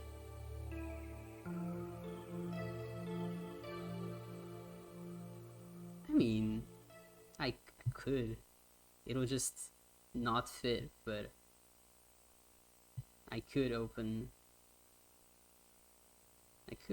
Devil Summoner 1. Alright, I just hope Ghoul comes before he realizes what I'm doing. I have played a tiny bit of Devil Summoner, but that was on Saturn.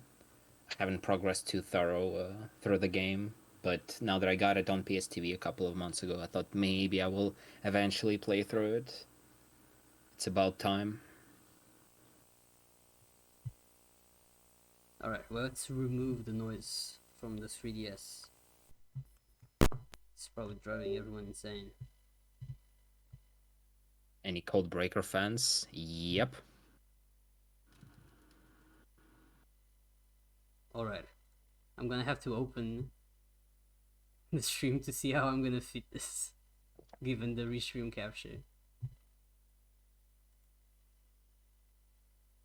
Ghoul's gonna wake up like, what is happening? I feel like this is not the game that we're playing. Alright, welcome to Devil Summoner 1. We're going backwards. I feel like this... Oh, we're capturing the SF audio. Oh, it's actually both of them now. Look at this. That's cool. Okay. Yeah, sort of, I suppose. Yeah. Okay, how am I gonna fit this? It's like this big. Oh, it has a leg. Yeah, right. We're waiting for a next setup, and in the meantime, we are exploring the... Yeah. There you go. There you See? go. Oh, Nice. It's a little stood to the right. Let me put this a little bit more like this. Okay, there's no audio though. That's weird. Do you have audio on stream? Let me turn. Not sure. Let me check. Don't think so. Wait a second. I'm gonna have to stop capturing desktop audio. There is audio. Okay. There is audio on stream. People have audio. Nice. That's all that matters. Okay. Are we gonna reset the time? No, the timer is gonna go on forever. Yeah, we'll have 5 minutes to beat Devil Summoner. Go. Let's see if I have a... Oh, I don't have a save file. Probably. Or do I? Because... I just reinstalled this. I had to uninstall it. Oh, I missed this game. Look at this game. It's so beautiful. This game was never released in the West. Let me see if I have any save file at the last boss fight, so we could actually beat the two games back to back. Let me see. Which of these is actually mine and which of these is speedrun? Normal. 30 hours, so that's not a speedrun. I don't think I have any save files at the last boss fight. That's not like my casual Level playthrough. 65. That sounds This is at juicy. the very bottom. But it's not a speedrun save file, so we're gonna have to like play the game normally.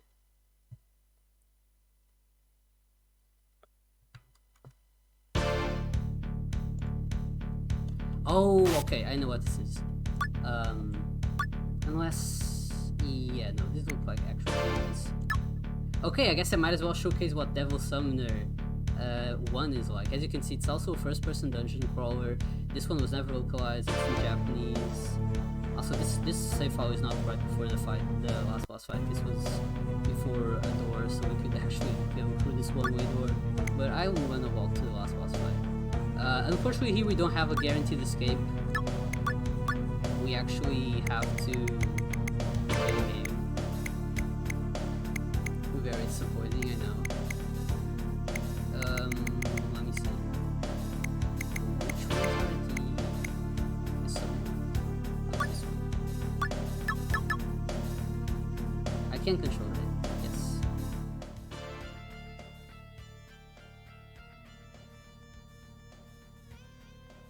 Okay, let's see if I still know my way around this dungeon. Is this the last one? Yes.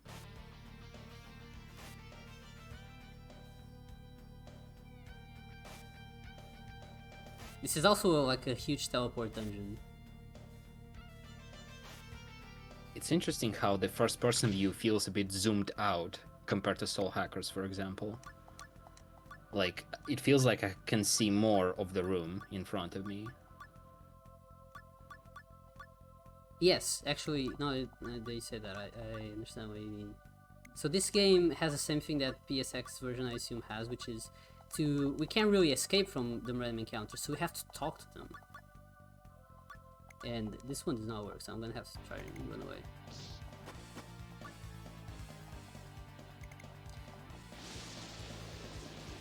Oh man, that is a lot of screen flash. Hope nobody's sensitive to that watching, because I'm sorry.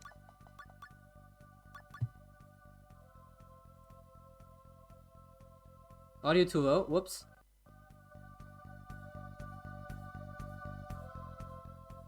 This is why I can never detect. And this is as far as you can go with skipping animations, or you can like turn them off? I don't think you can turn them off, I don't remember. Oh, let me give him a ton of money. If we give him a ton of money, he'll run away. Oh, there's a follow-up! Come on! I'm gonna just try to run away. Okay. Guess we might as well... Oops, that's the wrong option. I don't know how to open the menus. Yeah, no, we have... messages are slow here. This is, again, this was my casual playthrough. Save file. But there's no animation skip. I see.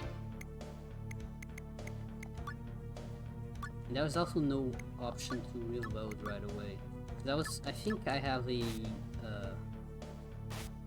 save file that's a little further. I don't know. I don't remember. I don't remember how to get to the last place. I have to look up my notes.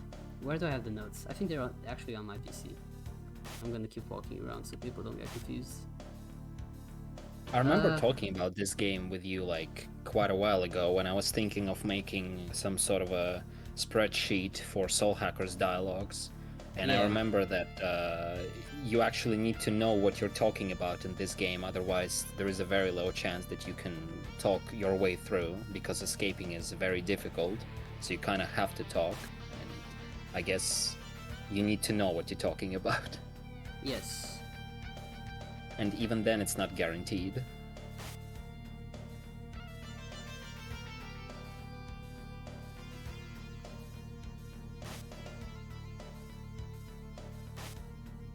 It's like... here. This teleporter is not working. I'm probably like walking into it from the wrong direction, but... Or maybe I'm in the wrong place. Oh no, we're overestimate. We're overestimate? No, I worked so hard to be underestimated. I think Ghoul is heading our way. No, Google, let me... Oh, no, I left. Okay, no, Google, please. I went for the wrong door. No, I'm stuck. Google, please take me away. Alright, people. It was fun. But it seems that my time has come. Maybe one day I'll run Devil Summoner and SMT Marathon. Again, Toxic again, thank you for being here. Yeah, thanks for having us. Next we have the Glitch Showcase.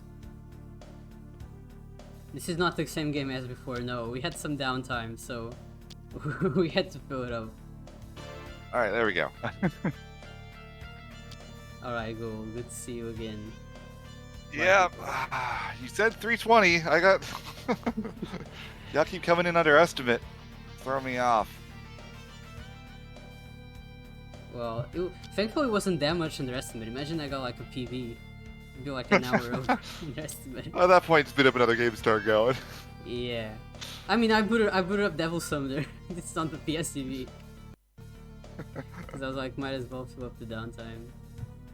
Alrighty. Thank you all so much for being patient, and thanks again for the awesome run. Thank you for having me. Yeah, thank you. Looking forward to the rest of the marathon. It was fun. I'm just so glad Soul Hackers went well, because there was so much that could have gone wrong.